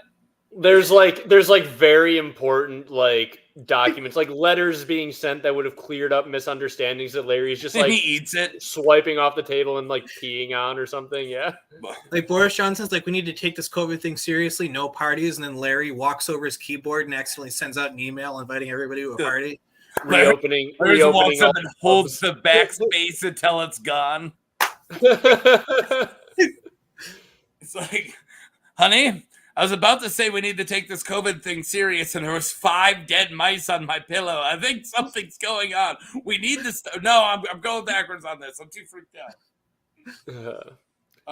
Conservative leaning cat. Yeah, that's. No. This cat is desperately trying to destroy the Tory party and doing a great job. I like the idea that he was behind it all. Yeah. Great. All cats are progressive. It is known. The cat's actually a Lib Dem voter. He knows he can't get a majority, so actually no. Cats are conservative. Cats are conspiracy theorists. I'm no way. Like, come on. I mean, you can be a conspiracy theorist and you lean either way. Yeah, you're right. That's all over. No, yeah, you're right. That's like all spectrums can be dumb. I want to do should I do a speed round of queens we don't know anything about? Sure. Yeah. Just be fun. The question mark tier. Yeah. So we already did Visenya, so is that Rhaenys? Right? Is Rhaenys...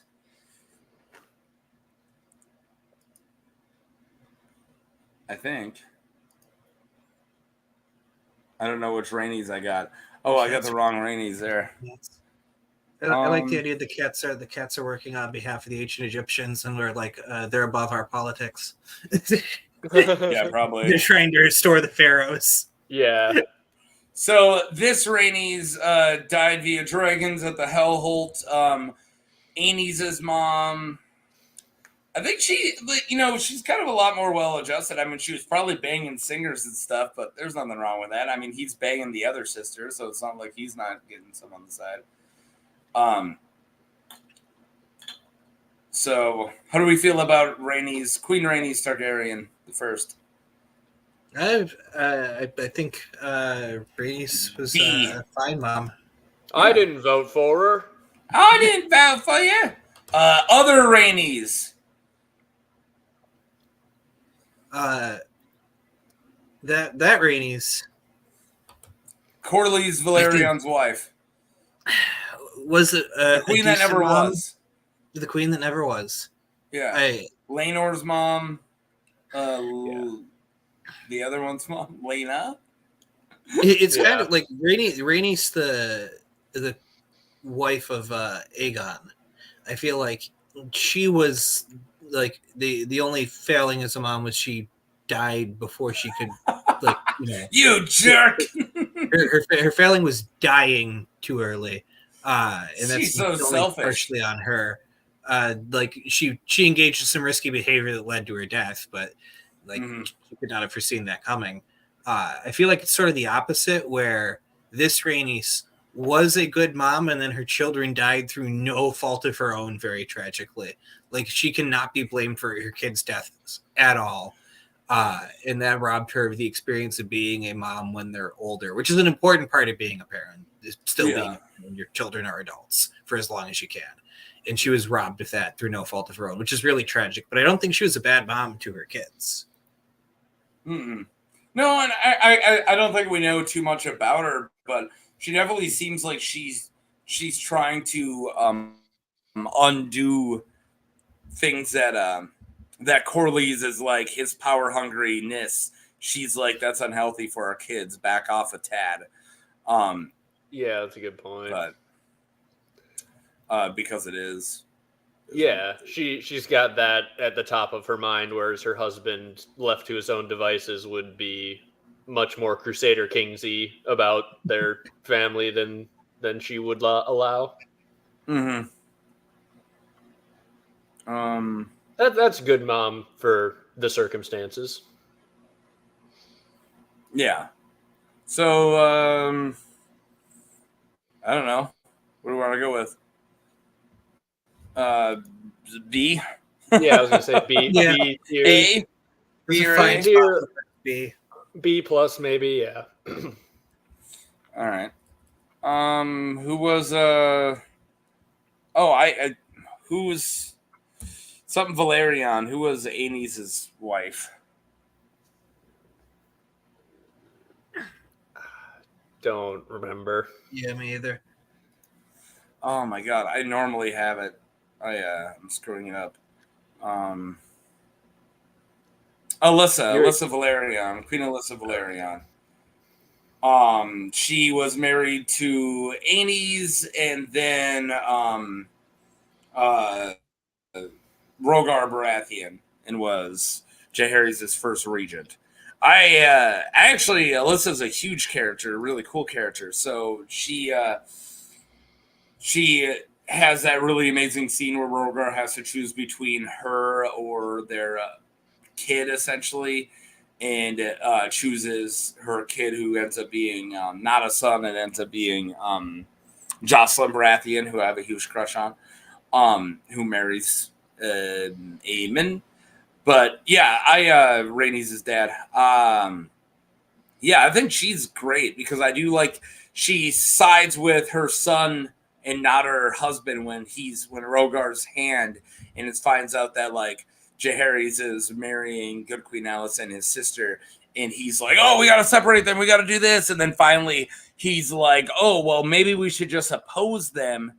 And she's like, back off. And she sends him back to Storm's End. Like, you need to get out of here. You're messing with my kids. So yeah, I never got a picture up for her, but I don't know. Allison Valerian. I think I got one saved. I'm tired of hearing my voice. You no one got anything? Not on her. I was going to say we got to talk about Ilaria Sand. Do we got to talk about it? Well, yeah, book Ilaria Sand's great. Yeah, I was going to say she gets points for, in the books, being completely the opposite of the show, trying to counsel against vengeance for the Sand Snakes, being like, hey, so what happens when you guys die in your quest for vengeance? Then should my daughters go and try and avenge their older sisters? Mm-hmm. And should the cycle just continue forever and ever? Is that just how it's going to go? Yeah. She's not only a good mom, she's a good stepmom, and she never need to listen to that chapter. That's the Watcher chapter, the one where you kind of find out that Doran actually has a plan and he's actually paying attention. She's the one who's next to Rhaegar Baratheon here. I knew I had a picture. That's Alicent Targaryen. Would you say Elia Sand? What's her first name? Ilaria Sand. Yeah, I think that she's definitely a better mom and or a good mom, and I do like that that Doran. One of the Sand Snakes is like, well, what does she know? She doesn't know our dad, and then Doran's like, she knows your father better than you know your dad. Like you need to back off. Like, just because you think that he would have done something rash and wanted fire and blood, that you like no, you don't know. She's closer. Dude waited 15 years or so to like take the right exact moment to go try get vengeance on like very specific people. So he would have definitely not like done anything rash and insane, probably. Yeah, I agree. That's not his stuff. No, I like Oberyn. But even like reading those chapters, I'm like, God, the Sand Snakes, like they don't get their dad.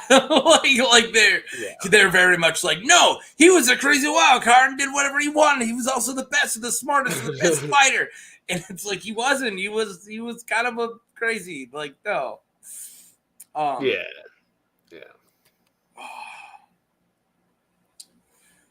Yeah, I also hate how the show literally did the opposite for her. I gotta do let's talk about the difference on that because it's pretty whack. Yeah, that one whack. Of all the characters the show got wrong, that was like one of the most direct. Like, what the hell were you thinking? You literally are doing the opposite of what the character is supposed to represent. Moments. They're just like, we got to wrap this whole Dorne thing up. What's the fastest way to do it? Oh, let's just go the opposite direction and make them all die in a quest for vengeance. Like, let's literally kill the Dornish plot. Yeah. Ugh. Yep. So lazy. Yeah. Yeah.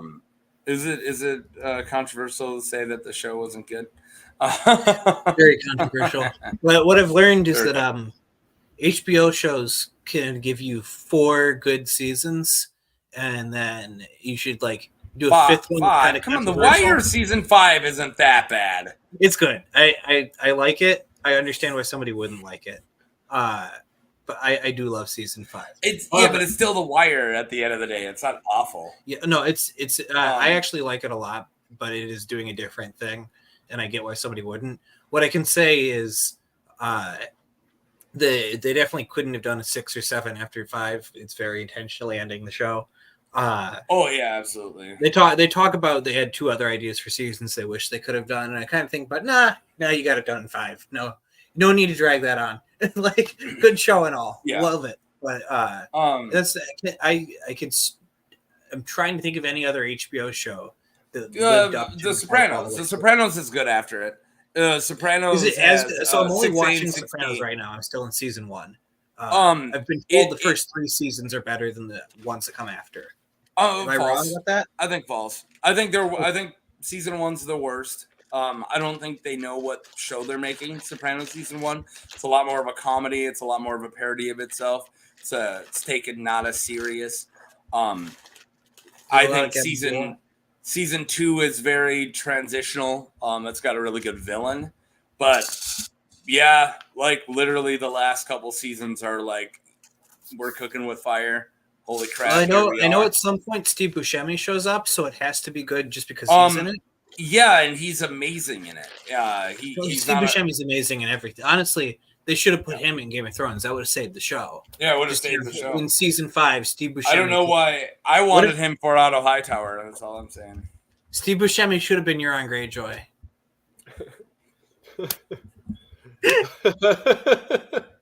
I mean, I wish I could do a Steve Buscemi. Right? Why am I Mr. Pink? Put the finger on the bum. Like, I can't do it good. Yeah.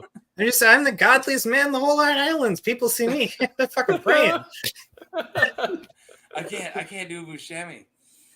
Oh my god, because he doesn't act the same in all of his stuff. I'm very specifically doing him in Fargo when I didn't do that. Just funny looking. And funny looking in a specific way? Yeah. Nah, just funny looking.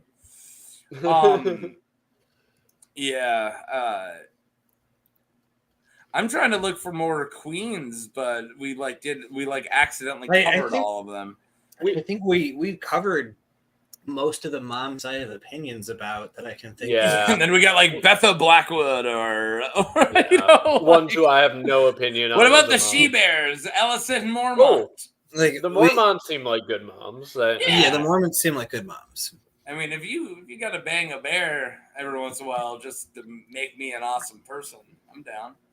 Yeah. I'm trying to think of other moms we know in the story, like very directly, and there's not a ton. Like we hear some people like talk about, but like you said, like Ned Stark, it feels like he doesn't even have a mom. You think he would think about his mom? Like I think about his old man. Both of my parents fairly frequently. If you were to is narrate what's in my head, my mom would bear it. Oh, here, Septa Lamore. We just don't know who the kid is. Yeah, that's true. So I heard absentee mom if her kid's alive somewhere. She's not I heard somewhere with him, unless it's Aegon. That her kid is Aegon / Vale / Dany / Tyrion. She's another one who's got the 7 baby. All of them aligning to gods. Yeah. The dragon has 7 heads. Have you ever heard of that one? That's they find some really old tapestries. They're like, wait a minute, this thing has 4 extra heads on it. What's going on here? And the winds of and that mom's clearly from House Dane. Yeah. Why is it a purple? Why is it a purple field with a black dragon? And why does it have 7 heads? That's what they find in the ruins of the Tower of Joy. I think Lyanna Stark's F'd here. I mean, she got out of all of her mother duties by dying right away. She's an S tier for talking about speedrunning. Yeah. She's that Chico that really fast. She did the mom speedrun real fucking quick. Hey, Ned, finish this level for me. God, the most honorable man in the realm to promise to take care of your kid, ruined his life over it, and then dipped.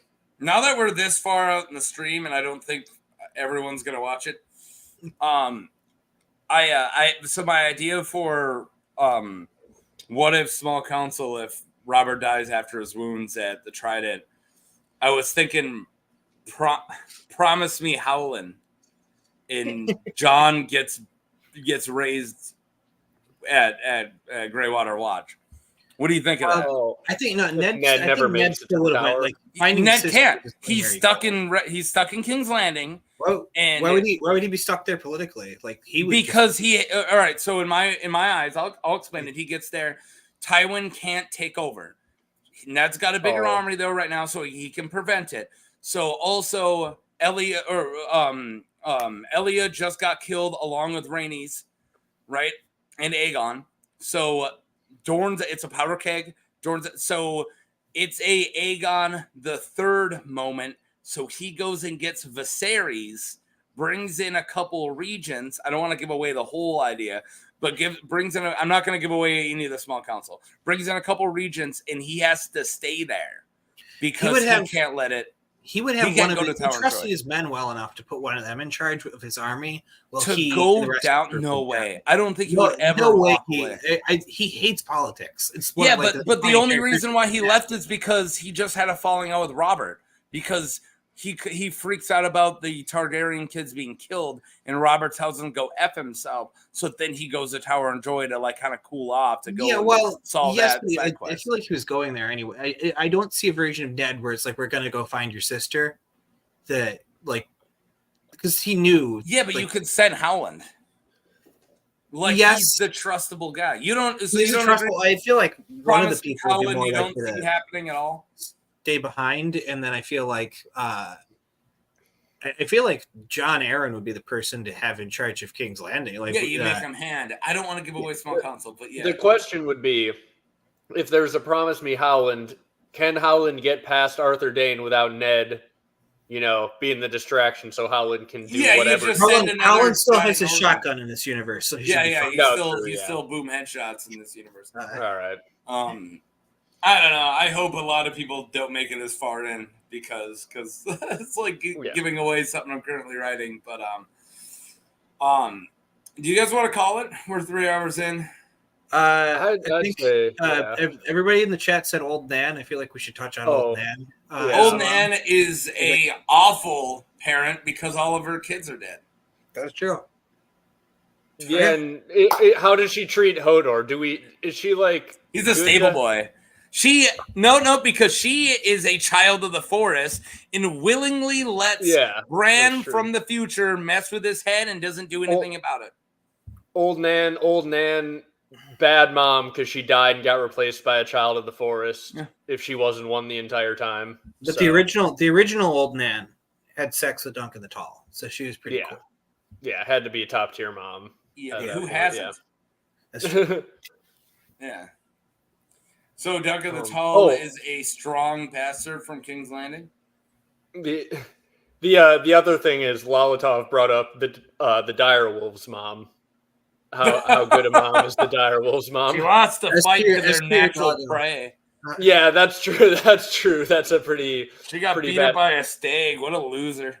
Although that stag and her may have been simultaneously warged by Bloodraven to be symbolic with sigils. Sometimes I hate these books. People say stuff like that. I'm like, I make videos about this crap. It's like, it's weird, but it's like that is definitely a thing in universe. So, oh my god, yeah, that's where we live, Taco. Dude, I wrote a whole video about Bloodraven warging into mist, shapeshifting himself into mist, because somebody said he can, and we saw mist at the Ashford battlefield, and then via mist form wargs into Maekar to kill or do the killing blow on a Baelor Breakspear because Maekar does not remember dealing the blow. The fact that makes sense to me, it does pisses me off. Yeah. I'm sitting here and I'm like, every step of this tracks. Yeah. But it's bullshit. I hate it. Oh my god! It's the world we live in, man. All right. This is where we are. It's where we're at. So Old Nan, we never saw how she was as a mom. So, but I'm assuming she like tells awful stories and messes with kids' heads. Okay, but all the stories are true. It's just like teaching them good lessons. Not all. All the stories. Some of them. All right. At what age is it okay for me to tell my daughter about brave Danny Flint? The answer is never. The answer is that's not an appropriate story. Wait until her 16 with her quinceañera. Well, okay, but what if she's got Ned Stark in her ear, who is her boss, being like, he won't be 3 forever. You got to tell him. You got to tell him. Yeah. That's still one of my favorite lines. He's got to know. He won't be 3 forever. He won't be 3 forever. Such a great but he is line. for a year, you ass. It's just like, that's not the age that you say that about. It's like, he won't be 10 forever. Well, okay. I'm picturing, I'm going to do a drunk Ned, but hey, Brian, Nan tell you about the guys on the wall yet? It's a good one. Go ask her. I have nightmares after I heard about arson ice axe. Yeah, well, pussy. Suck it up.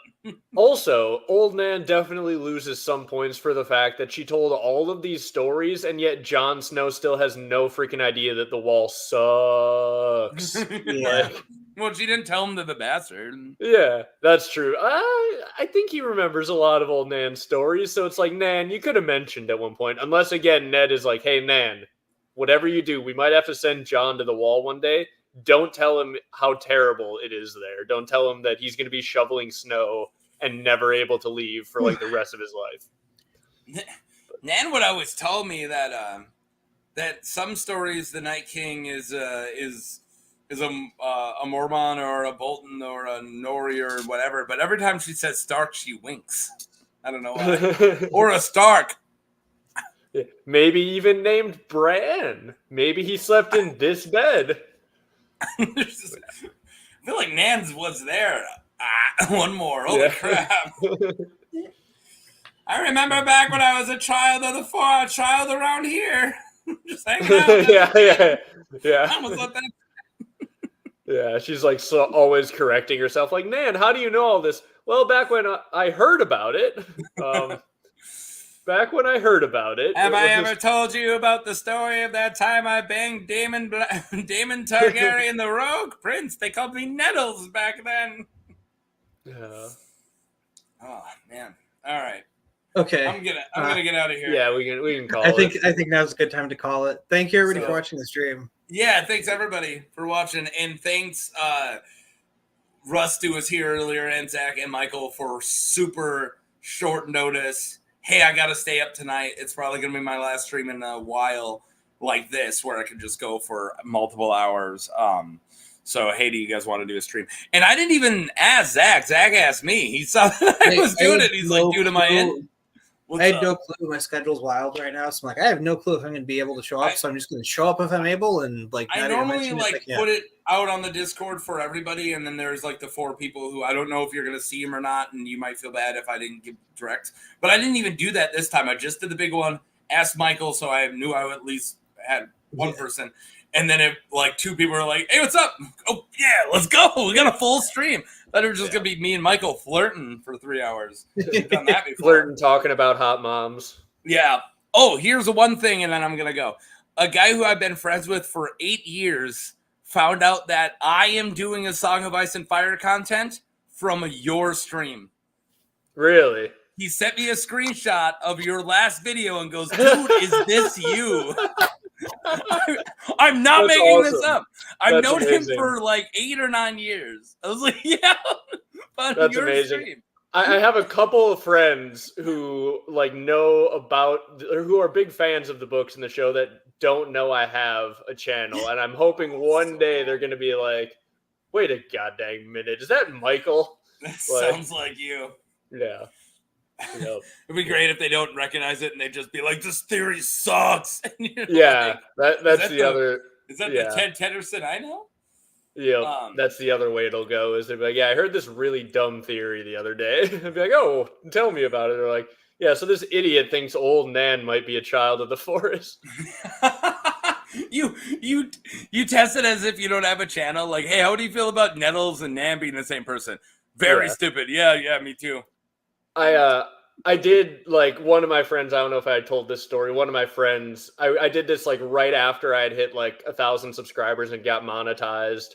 I asked him, I'm like, hey, I've been thinking about just starting to make a Song of Ice and Fire videos on YouTube. What do you think my chances are, like, hitting 1,000 subscribers if I started that now? And he's like 1 in 1,500 tops. Like, there's no way at this point. I'm just like, okay, and then just quietly let it go. Check the description. The PayPal should be in there.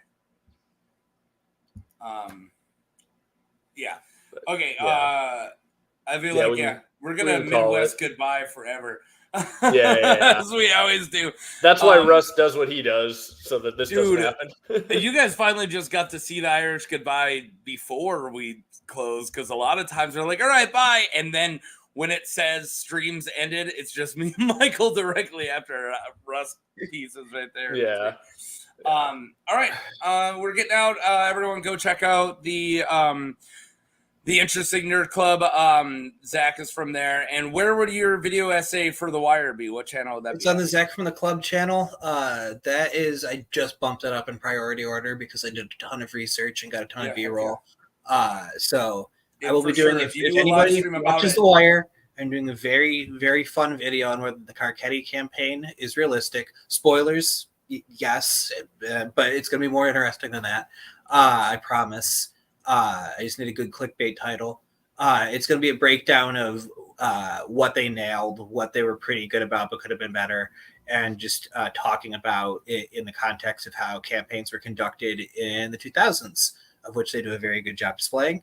And if that sounds at all interesting to you, check out the Zach from the Club channel. I do all sorts of interesting video essays about history of things like American politics and also internet memes and other things like that. So whatever historical thing I happen to be fascinated with at that time period. I also have another one about bots on the internet right now that is, I did the trip for that one. It's in process. I also have another one about romance scammers that's like way off, and then a couple other ideas.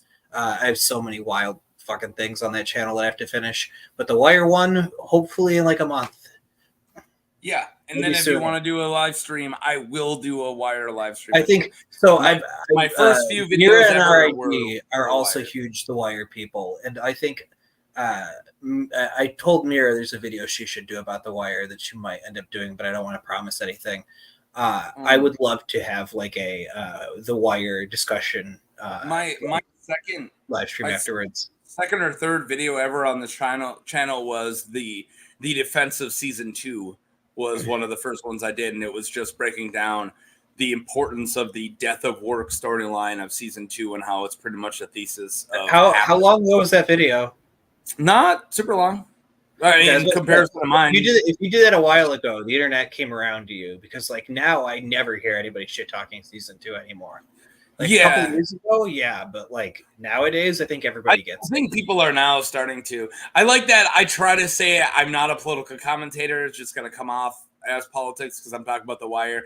And this guy goes, "Bro, you can't say you're not going to talk about politics and then do." And this is why genocide is bad, or not genocide. This is why gentrification is bad. Is your video? And it's like, well. I don't know, man. Everything is politics if you make a politician talk about it. The second you pressure, like the second culture war stuff is like considered politics, everything's just politics. Yeah. And The Wire is an inherently political show. It's extremely political. Like you can't have a discussion of The Wire that doesn't talk about politics. There's a lot of lessons you can glean from it. And if you listen to David Simon, he's not like as radical a guy as you think. He's a very intelligent and articulate guy, and he does get like really angry and like animated about political issues. But you listen to him, and he is not like a raving ideological like hardliner. He is a man who has very clearly identified issues and has learned things that don't work and has ideas about things that might work, which is fascinating. And that's what The Wire is all about. But if you haven't watched The Wire, by the way, we're ending it after I ask Michael, because me and you can have this conversation in the green room. And Michael, besides your Saturday videos, which by the way, a really good one this last Saturday, you got anything else going on that you're working on right now? Not anything really to share. No, I post videos mostly every Saturday. I've been good with it lately. Occasionally, I'll just post them whenever I finish them. But yeah. All right. Awesome. We're getting out of here. And if you watch for 3.5 hours, you're a better person than us. That's awesome. So, all right. Peace. See ya.